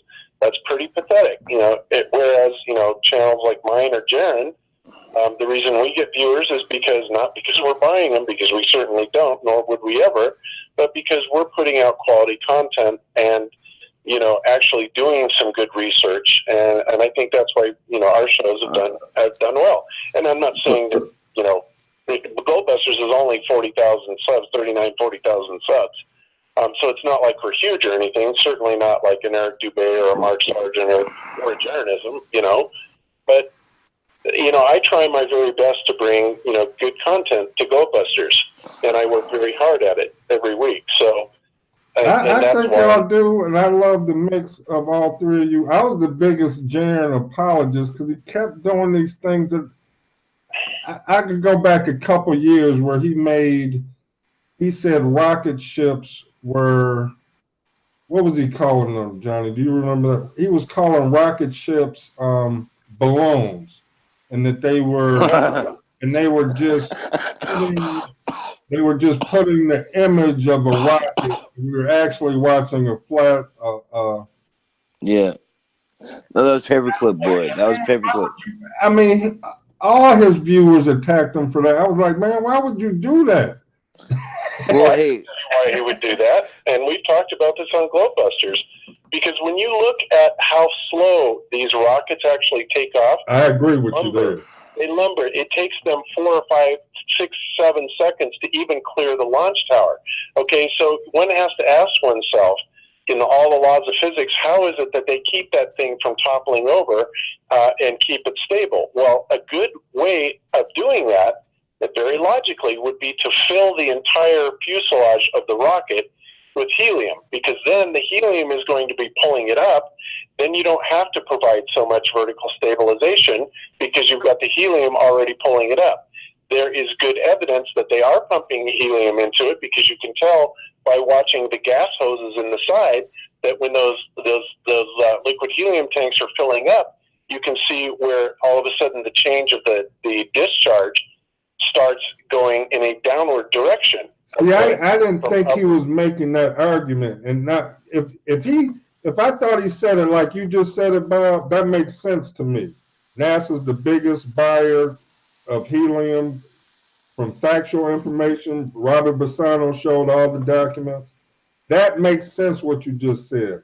But to me, I thought he was putting the image that it's actually a hot air balloon with the hologram picture of a rocket ship, and there was all kind of like stage CGI, because nobody actually sits right up under the rocket. Everybody's, football fields and football fields away from it.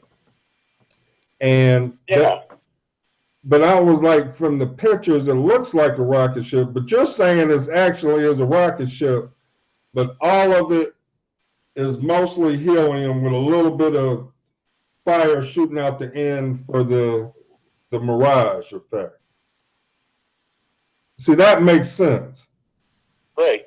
Well, yeah, and another YouTuber, UAP, has also discussed that. There's obviously, we don't know any of this for sure, but there is decent amount of evidence to be able to make a fairly good case for it, right? Because nobody can get close enough to that rocket. We can't certainly go and inspect it, but we do understand the laws of physics, and we know that those rockets, by simple observation, we know that they're being launched. Within a minute, they're horizontal, and within a few minutes, they are actually descending. They are notably going down. I agree. I agree with all that, Bob. Mm-hmm. I totally agree with you that those things are going so slow up. No, they come down, and sometimes they shoot out. Like, it's weird.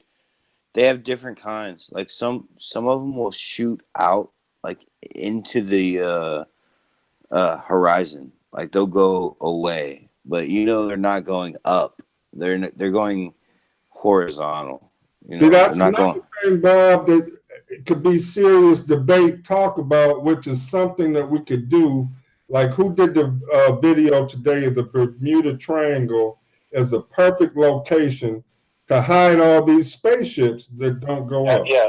It's a graveyard. Adam IFE or Adam FEI or Adam. Right, yeah, I saw he did a great video on it today. Yes. That's all we could do. That's easy. That's easy to get a boat from Bermuda, Puerto Rico, or Florida. Johnny can arrange that. I don't know why you guys want boats, man. Like, we take cruise ships. Like, all you have to do is go to. I'm telling you, rockets have I live near. My uncle works for White Sands Missile Test Base. Their entire scope is 200. They bought 200 miles of America that's totally unoccupied. It's an entire missile range. Mm-hmm. That's the range of them. They don't go outside. So you call your cousin, and then they call Bob Knodel in Denver, and then he says, yeah. And then they call me, and then I call Trump. I'll call Trump. Don't worry about it. I'll call Trump. Don't worry about it. That's a my lips. Yeah, and then you guys just do your thing, and then I'll get the plane ready because you guys are talking about boats and shit. I'm talking about a new plane. Let's go 200 miles off the coast where you live, Johnny. Okay, wait. You guys are tripping. You guys are tripping. Let me bring a little reason to this idea of going into the Bermuda Triangle, right? As Adam I Adam or whatever his name is rightly pointed out today, that yes, at the same time that NASA started shooting rockets, all of a sudden we get this phenomenon in the Bermuda Triangle, right, where people disappear, planes and ships and things disappearing, right? I'd be scared doing it, Bob, but it's doable. For a second, right? Let me make a point here. So if that's exactly what's going on, and the reason that NASA started this whole Bermuda Triangle rumor, if you will, is to keep people from going there and keep them from to get them to stay away. So when they do launch rockets, there's nobody there to film it going into the ocean. But what there is there's got to be military craft there because they can't just let it go into the ocean and risk any debris coming up anywhere. So what do you think would happen if somebody were to take a boat and go out there and witness these rockets coming down? Well, I'll tell you what would happen. They'd blow their ass out of the water, and then they would just chalk it up to another mysterious... We just added on to the missing. Right. We just added to the missing. Because think about half that list probably saw something they shouldn't have saw, Bob. Half those missing people on boats probably saw something they shouldn't have saw. Exactly. And that is why they've got that going. So people that go out there, if they're not afraid of it, if they're not afraid, I'm not going to sink in the Bermuda Triangle. Well, if it's all bullshit anyway and it's just a ploy, well then, if they get their ass blown out of the water, then nobody's going to think anything of it because the whole world knows, right, that planes and boats disappear in the Bermuda Triangle. And there would be no further follow-up on it. It would just be chalked up to another disappearance, and they could get away with it easily, right? So that's what I'm saying. So if anybody's thinking about doing that, you need to keep that in mind because that is most likely what would actually happen to you. And it would be a one-way trip for you. I agree. But there's ways, like we could track and GPS and pretty much there's ways you can live stream. You can get signals and Wi-Fi out there. We could put ourselves on the map. It would take some brave people to do it, and that'd probably be expensive too when you're talking about. But I've seen people live stream, sailing around the world. And I'm not saying that that's impossible, even though NASA would have you believe that because, they say that the ISS, has to have out of every hour, there's 30 minutes or better of dark period because they're in areas where they don't have any ground communication or even satellite, right? Which is ridiculous. Right. But the fact is we know that there's no radar tracking down there because, obviously there simply isn't because nothing gets tracked down in that area. All right. So, as far as saying, well, I'm going to get Wi-Fi down there or anything like that, well, you'd have to subscribe to the idea that you're going to get a satellite Wi-Fi signal, in which you may or may not, but even if you did, you think that they wouldn't know that you're down there doing that?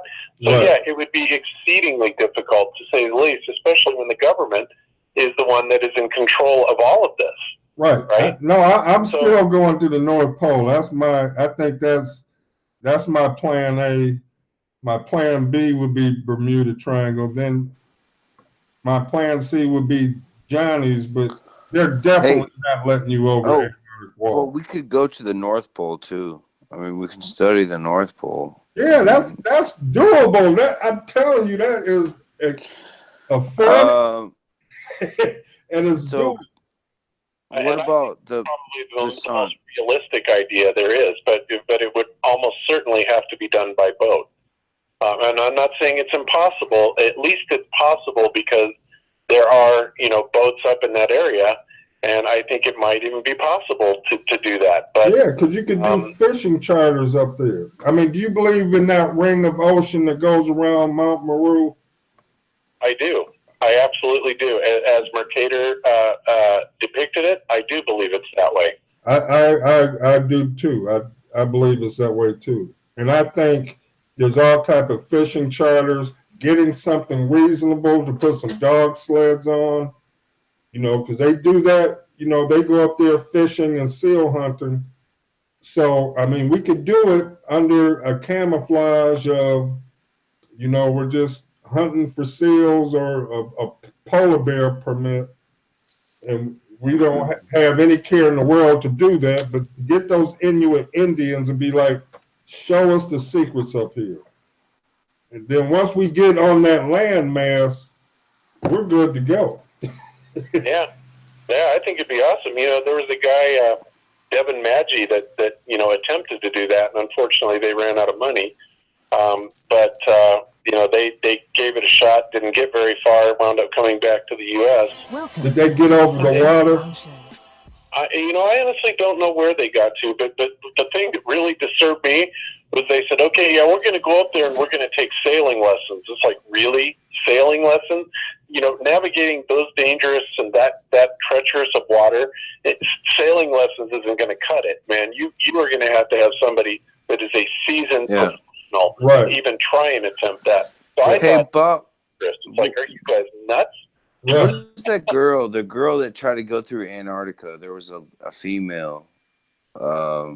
There's a story about a lady that tried to get through Antarctica and she died, or not the plane lady, not her, but the one that went to Antarctica. There's another lady. I want to name it. There's a lot of history. There's a lot of stuff that you and Jaron can look up about Flat Earth that hasn't been covered yet. Like a lot of stuff. Oh, no doubt. We're only human. We have covered an enormous amount of material, and there's an enormous amount more to cover. And even though we do a 3.5-hour show every week, we can still never get to the bottom of all. I don't want you to think I have it out for Jaron. His Mars rover up in Greenland was, that thing went viral. Yeah, the Devon Island Canada thing. Yeah, absolutely. That's back when he was smoking it. Oh, he's still smoking. I thought his last video, where he was talking about all the relative sizes, and he did the math and he did the brightness calculations. That video absolutely destroyed the Ball Earth. Yeah. Absolutely destroyed it. And what's his one with the devil worshiping guy? That video was outstanding to me. The devil worshiping guy. The guy that JPL, Jack Parsons, studied. Oh, Jack Parsons, yeah. He studied the guy. Who's the main? Aleister Crowley. Aleister Crowley, yeah. That video was, Jaron has done some A+ homework projects. No doubt. Yeah. He's up there with the best of them. Just sometimes, like Dave Murphy did in that debate, sometimes he doesn't, he was in a discussion with, what's that guy's name? Nathan from California. Nathan Oakley? No, not Nathan Oakley. Nathan Thompson? Nathan Stoltman. Stoltman. He's like a closet flat earther. But that would be Nathan Stoltman, probably. Yeah, that was Jason Stoltman. But Jaron didn't understand that the horizon always raises to your eye level. I was like, how do you not understand that, Jaron? That's common sense. And even Stoltman agreed to that. Yeah, Jaron, the horizon always rises to your eye level. That's what woke me up, Bob. Okay, but let me address that. Let me address this, and I have covered this before on Globebusters. Yes, it is true that the horizon appears to rise most of the way to your eye level, but the fact is that it can't actually rise all the way to your eye level. Why? Because if you're at 35,000 feet, the ground is still 35,000 feet below you. Therefore, any horizon would have to be literally 35,000 feet below you, which means that there would be a very minute, maybe a 3-degree drop or something like that. So, but on a ball Earth, it would be much more severe. Right. Because the curvature is going away from you. But as far as trying to make the claim that it rises perfectly to eye level, that is a fallacy. That's not true. And logic tells you it's not true, because if you're at 35,000 feet, then the ground is 35,000 feet below you, and therefore it is impossible for the horizon to, rise completely all the way up with you. But when you are looking in terms of like the ground, the horizon's right there. I've shown my Hawaii video where I was up on the 7th story of our condo in Hawaii, and looking across at another 7-story building, and then looking at the ocean in between Molokai and Maui, and that rose perfectly to eye level, and it does that to a large degree. But when you get up to the really super high altitudes, there will be a slight drop. But overall, that horizon keeps rising with you for the most part. But in a ball, obviously it has to drop away. It has to drop away at the rate of 8 inches per mile.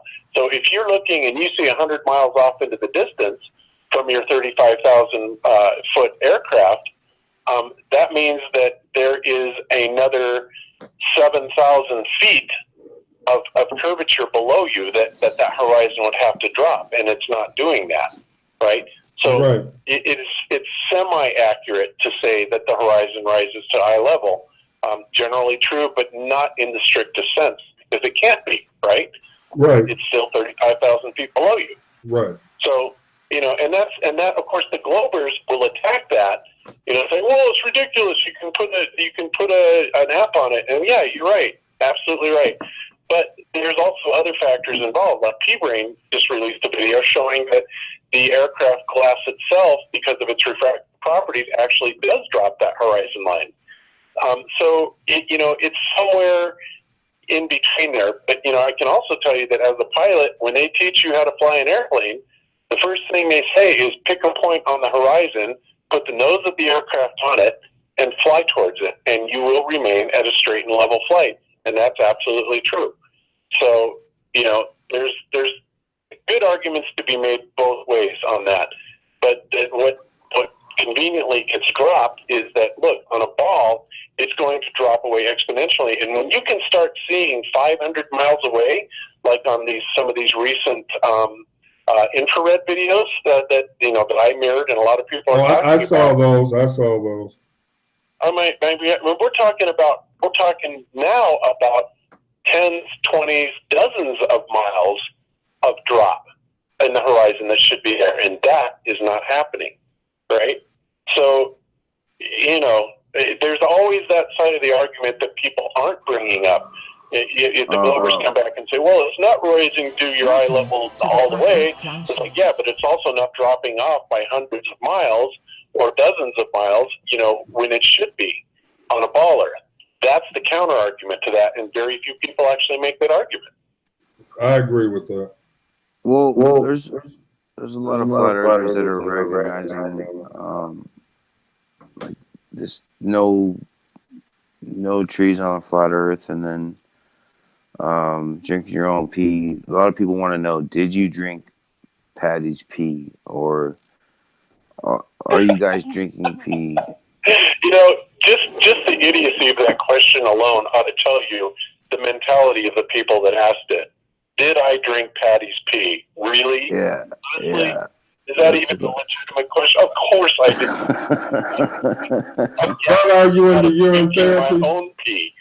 Okay. I mean, such a retarded question. I mean, wow. I don't know, Bob. A lot of That would people are come from doing a first urine grader. therapy. I can't get into it either.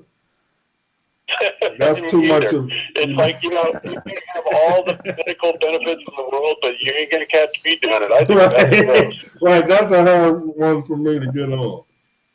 Yeah, no, you won't catch me getting on that either. And like I said, I'm not saying that, whatever benefits they're claiming they get out of it isn't true, but I'm not going to be one of those people that tries to prove it. So, yeah, I don't know. It's crazy. And for people to even ask those questions and think that they have any relevance whatsoever to what we're trying to prove with the flat Earth, I mean, it's ridiculous and it's childlike. You know, I'm involved. I'm an engineer. I'm involved with engineering groups. We're doing our best to scientifically and technically prove our case. And, you know, frankly, questions about drinking pee, I think, are absurd. So. No, I like y'all being in this, Bob. I'm Brian Mullins. I loved, you know, professionals. You know, you've really taught me a lot over the years. I'm glad. I really am, truly. And that's what I'm out to try and do. I really want to wake people up because this community, this movement, this knowledge is the most important thing there is. It really is. It's the key to releasing humanity out of enslavement. And I take it deadly serious. And, you know, I'm not interested in the squabbling that's going on. I do take note of people that are trying to derail it, like Flat Earth Reset. And I scorn them for it. And frankly, like I said, IPS has gone off those rails too. I mean, frankly, and I said this on the Horry Sheet Show, I think that he's making up this whole nonsense about death threats. I think he's sending them to himself, and I think the reason he's doing it is simple, because what's he doing now? He's asking for donations for his legal fund to prosecute, you know, supposedly these people. It's like, really? Why don't you just ignore these idiots? You know, he brought this on himself. You said it yourself. I agree, but I just want to hear everything you're saying come out of Jaron's mouth. I know you're kind of Jaron like agrees that. with me 100%. I want to hear it though. I want him to do a video. I want him to put IPS in the title and how wrong I was on him. That would go a long way to somebody like me, because I used to love that dude. I mean, I still respect him. But you're asking him to say how wrong I was about him because he donated $5 to Mad Mike. You know, I mean, donated $5 to Mad Mike. He was in the comments with a lot of us, Bob. You weren't there at that section. I don't know where it was. It might have been on Flat Earth Research Channel. But he was in the comments with us, totally defending IPS. And that's the only thing we held against him. We didn't attack Jaron on anything else. Like, how can you get this guy? How long ago was this? It was in the very beginning of IPS. I mean, it wasn't long before IPS was. You know what? I could have been one of those people too, because like I said, in the beginning, I supported IPS. I thought he was doing good work. I loved the chat raids. I loved the signs and all that stuff. But, you know, after that, he got into his arguments with Flat Earth Reset and MGTV, and then all of a sudden, everything IPS did was about them. And it wasn't about Flat Earth anymore. And then he came out with his bullshit saying, well, I never was a Flat Earther. I was just, you know, trying to sell a book. Right. And he was doing that in the very beginning. People were catching him. Right. And Jaron and I, when we found that out, we both thought the same thing. What a fucking clown. You know? And no, and we don't support him at all. I guarantee you Jaron doesn't. I guarantee you I don't. And I think that he's gone completely off the deep end, and he is the one that's making up his own damn death threats. I believe that. I don't have any proof of that. I certainly believe it, and I have reasons for my believing that, because, you know, as soon as he started this nonsense, you know, about this, it all started with the knowledge about Rick Hummer being Roland Ready. And I'm in, like I said, I'm on the board of directors of Epicor with Rick Hummer. And when people first hit me with that, I'm like, oh, no way, Rick Hummer is not Roland Ready. I don't believe it. And you know what? A few hours later, I actually went into the Epicor chat, and I'm like, okay, this is what everybody's saying. And I found out it was true. And I'm like going, get the fuck out of town. Is it really? And then I got the backstory on it. And then Rick Hummer actually called me and explained everything. He showed me all the movie clips. You know, he gave me the whole story. Right. And I'm going to hold out on that one. Yeah.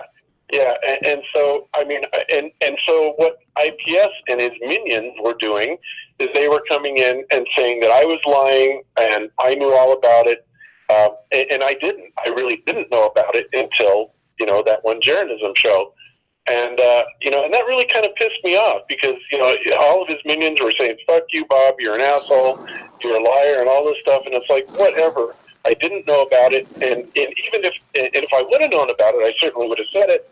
But now that I do know about it, and I know everything about what Roll Ready is about, I can tell you that Flat Earthers, when this comes out, they're going to love it because it is very pro-Flat Earth. And Rick has put a lot of blood, sweat, and tears into this project, and it's going to be straight up awesome. Okay, and maybe not everybody's going to think that, but I certainly do. But what I do know is that I did not deserve to be called a liar and a shill because I didn't happen to know about it. And again, Rick was trying to keep this under wraps. It was a project he was working on in secret.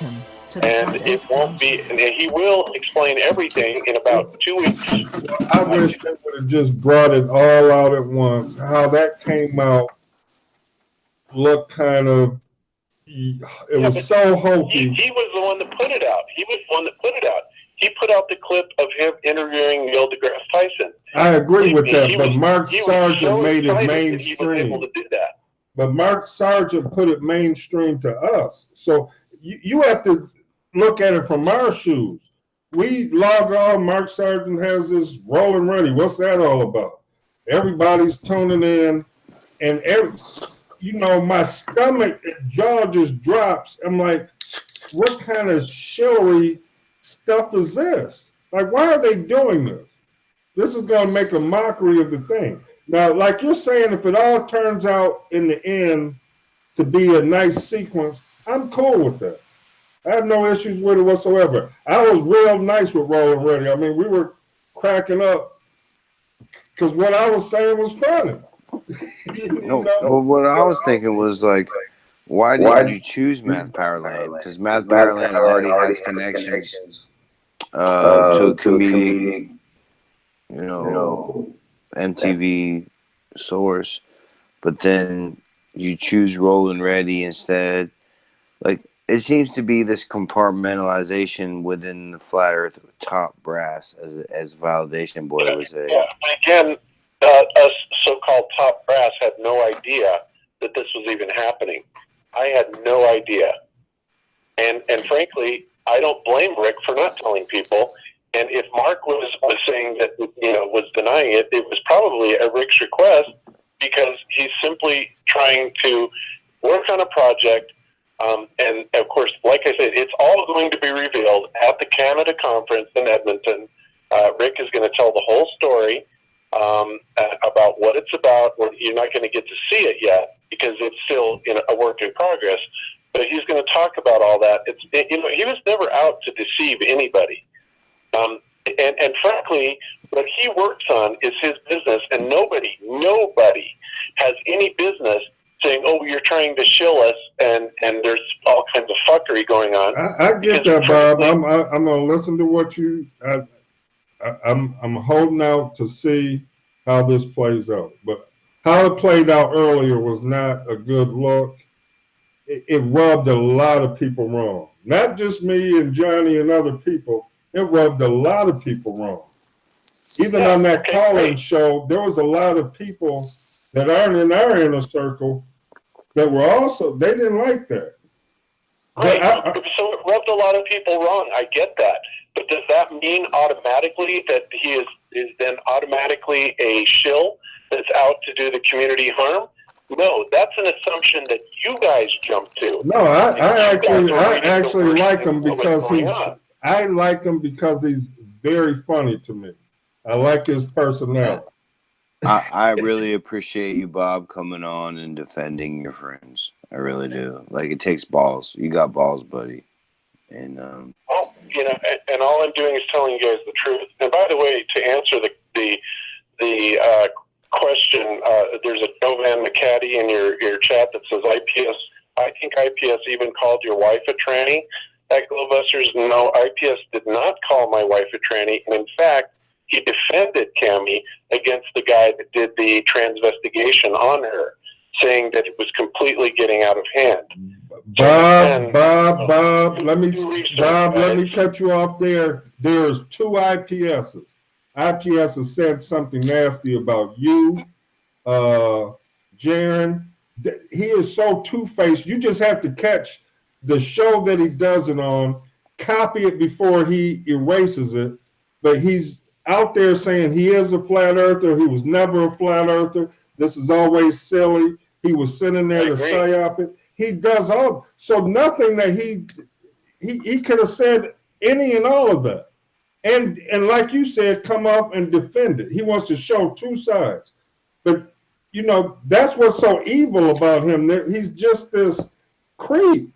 He is. He's nuts. And actually, I see Tim Osman is also in your chat. Tim Osman has met my wife, thinks the world of her. He and Cammie actually got along really well.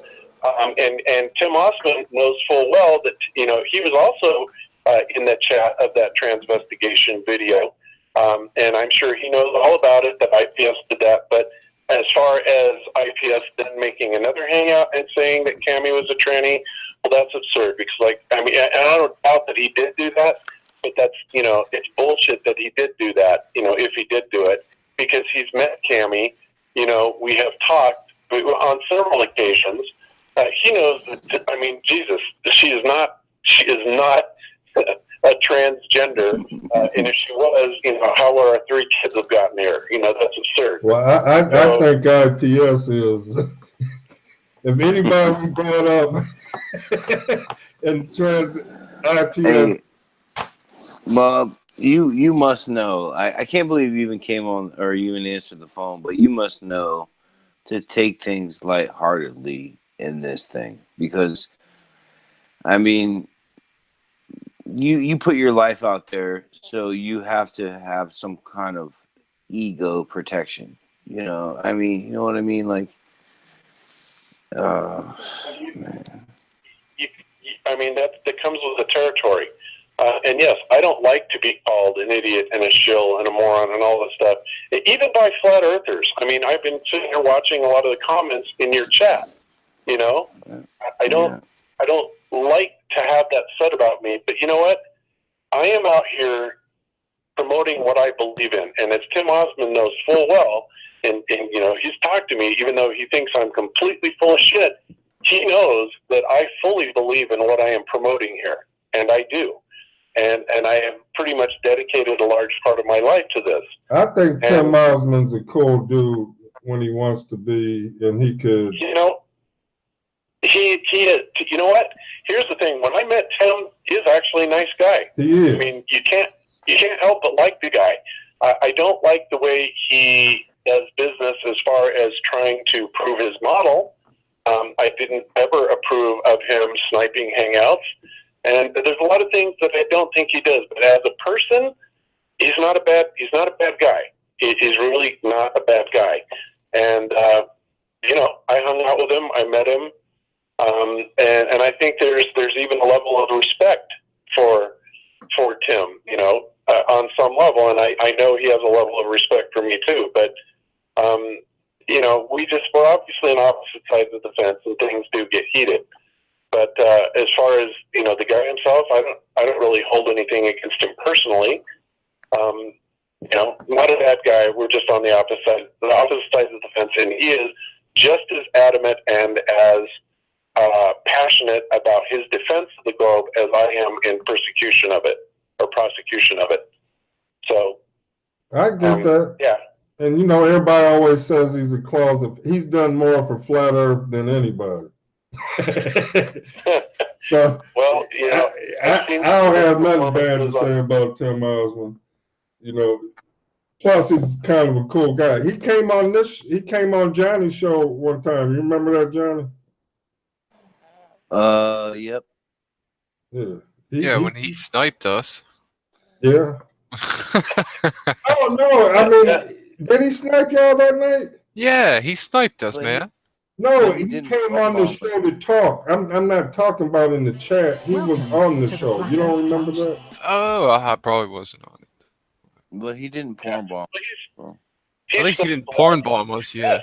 Well, actually, the show that he did snipe, I'm honestly, thank you, Tim, because, our guest that particular day happened to be Awake Souls, who, I was trying to give the guy a break, and, and there are some levels that I even agree with simulation theory as a possibility. But, and Tim came on and he sniped him, right? And I was pissed. You can ask him. I mean, I screamed at him, man. I was so pissed off at him that it was beyond belief. But in retrospect, all I can say is thanks, Tim, because Awake Souls is one of the biggest morons in flat Earth as far as I'm concerned. Okay, so he probably did us a favor. And then what's ironic about it is Awake Souls then went on and said that I hired Tim Osmond to do that. See, that's why I think, Bob, if you could get Jaron to come on with us, and I think it'll go a long way in improving his, because you got guys in here showing you love. I mean, and we're kind of like a rebel resistance. But I kind of want Jaron to get his. I mean. Well, all I can say is I can mention it to him. Honestly, I don't think that he will do it because, again, this all happened before IPS became a nutbag. I don't have his number, Jovan. I will. So, and now I guarantee you that he does not support IPS, and neither do I. In fact, I would do it in a nice format, just like our format has been nice. Well, as long as we stay polite, man, the name calling is kind of childish, man. There's no point in doing that. Doing what? Name calling. As long as we stay polite, dude. That's no, but I'm not saying I want to bring Jaron on to do a hit piece on him. I kind of want him to defend himself. And then it gives him a format to say his feelings about IPS and maybe not have to do, because that's what Bob, if you want the honest answer, that's what people want to hear. They want him to kind of denounce IPS. And I think that would go a long way, and not in the middle of a Globebuster talk, but, for him to kind of say, like what I've done tonight. Exactly. Is what you're saying. Exactly. Okay. Nothing more, nothing less. I don't know. I don't know if you're going to get that wish or not. But in absence of it not, I can tell you that in this world, I am probably one of the closest people to Jaron that there is besides his wife. Right. And I'm telling you, the guy does not like IPS. He does not approve of what he's doing, and he will never endorse him ever again. And Jared's way of basically showing that is to simply not bring up IPS because he thinks this whole thing is nonsense with him. So, I mean, yeah, you can ask him, but I certainly would not, expect any results. But rest assured that Jaron is not a proponent of IPS, especially after his most recent behavior. But really, he hasn't been in well over a year, ever since IPS just went right over the edge. I want Patricia. I want Patricia Steele, Mark Sargent. I want who else? ODD. I want to, because they had a. I still think they still have a little bond. I think everybody coming forward, because he's done so much, evil to the system. Like you said, he started off good. I liked him at first too. The billboards, that was cool.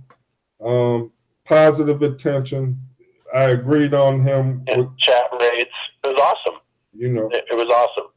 But then he lost, like I said, then he made his entire channel, his entire life was about this battle with MGTV and Flat Earth Reset. And it's like, really, dragging it on for a week is too long, and he's done it for a couple of years now. And now it's all, lawsuit this, give me money for that. It's like, you know what, just go away, IPS, especially after you said that you don't you were never a flat earther in the first place, and this was all to sell a book. To that I say, IPS, fuck you. You're an asshole for even doing Oh, like I said, I'm sorry that I ever, I want to hear if that was everything. truly your intent from the get-go, I am sorry I ever promoted him. But you know what? When he first came in, like I said, he took everybody in. He took, most people in, because we thought he was doing good work. But now, no, not even close.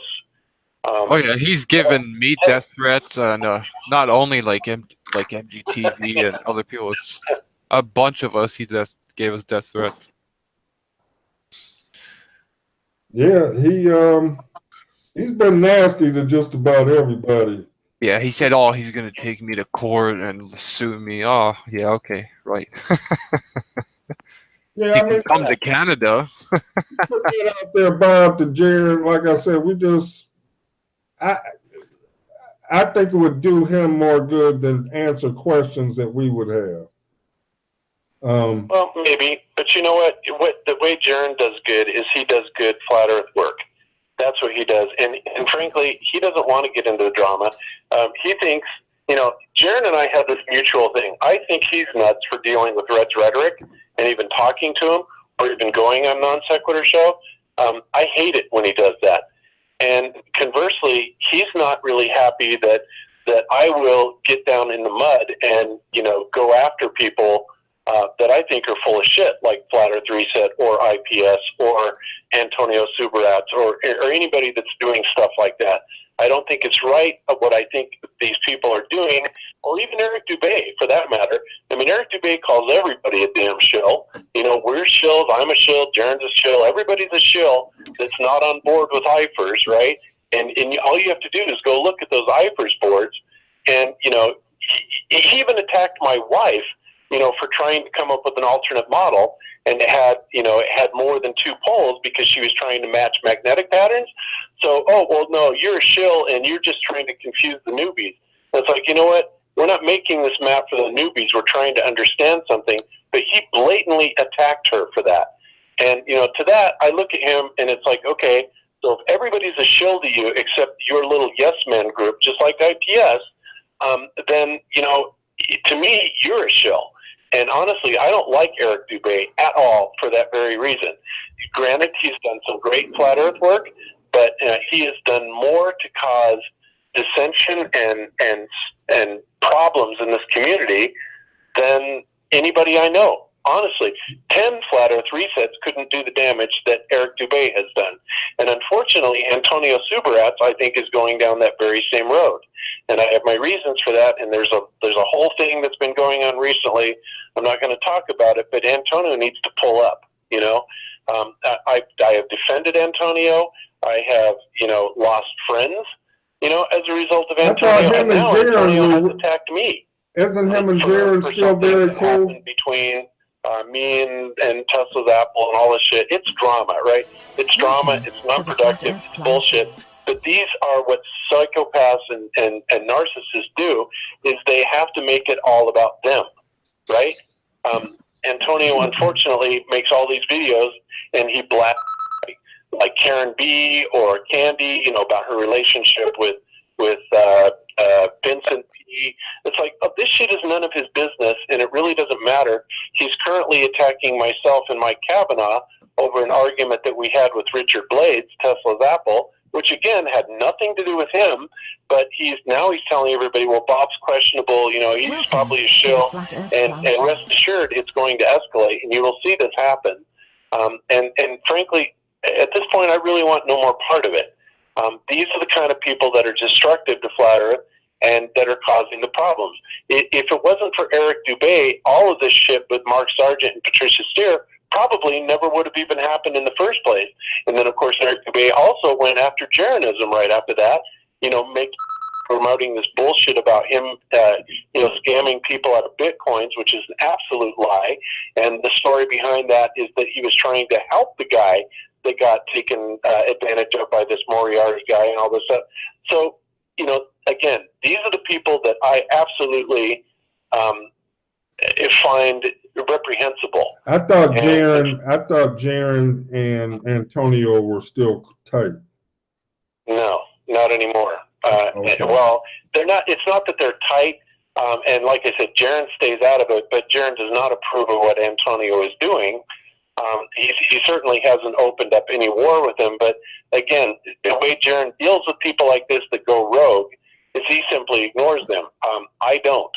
I will say something, and and I don't give a shit what Antonio thinks. Antonio has lost his friggin' mind. He's been accusing Patricia Steer of saying saying that he raped her ever since she went out there to marry him, right? That has never happened, ever. Patricia Steer never said that. There's no evidence of it. He has no evidence of it. And yet the person that did say that he raped her, which was Stephen Chess. Right. I remember that. He's the one that did it, and he doesn't want to take up that deal with her, with him. No, he'd rather say that Patricia did it, and Patricia never said anything of the kind. And in fact, Patricia has gone out of her way to never say a word about Antonio in the last 2 years because, frankly, she's scared to death of him. She's afraid of him, right? She wants nothing with him, and so she doesn't say anything. And yet, you see, he's made so many videos in the past 2 years, calling her a man, saying that she works for the CIA, it's all bullshit, right? It's utter bullshit. And this is the kind of shit that is divisive, and this is the kind of shit I have a problem with, just like I do with Flat Earth Reset, just like I do with MGTV, just like I do with Eric Dubé. I don't give a shit. I agree with you there, Bob, I see this on behavior, divisive. it's bullshit. It is. I agree with you there. It is. On our side of things, not argue, because Johnny kind of agrees with me on some of it. I don't like the divisive stuff that goes on our side of the plate either. I always play to, everybody chill out. If you ain't got nothing nice to say about somebody, especially the wife thing. Hey, Bob, my phone is beeping for like the 6th time. It's about to go dead. I didn't want it just to go dead on you. Okay, I understand, no problem. This was an awesome talk, guy. Well, thanks very much, and I'm sorry if I sounded apprehensive at first, but it was a little weird, But yeah, I'm watching your channel now, and not a problem. Everything's been good. You've been very cordial, and thanks for the platform to tell you what I think. Thank you, dude. I think you did a lot to raise your bar, at least on our side of things with people. Yeah, thanks for coming, man. All right. Well, you're very welcome, and you guys have a great evening. You too, Bob. You too, man. All right. See you later. Good night. Okay. Bye-bye.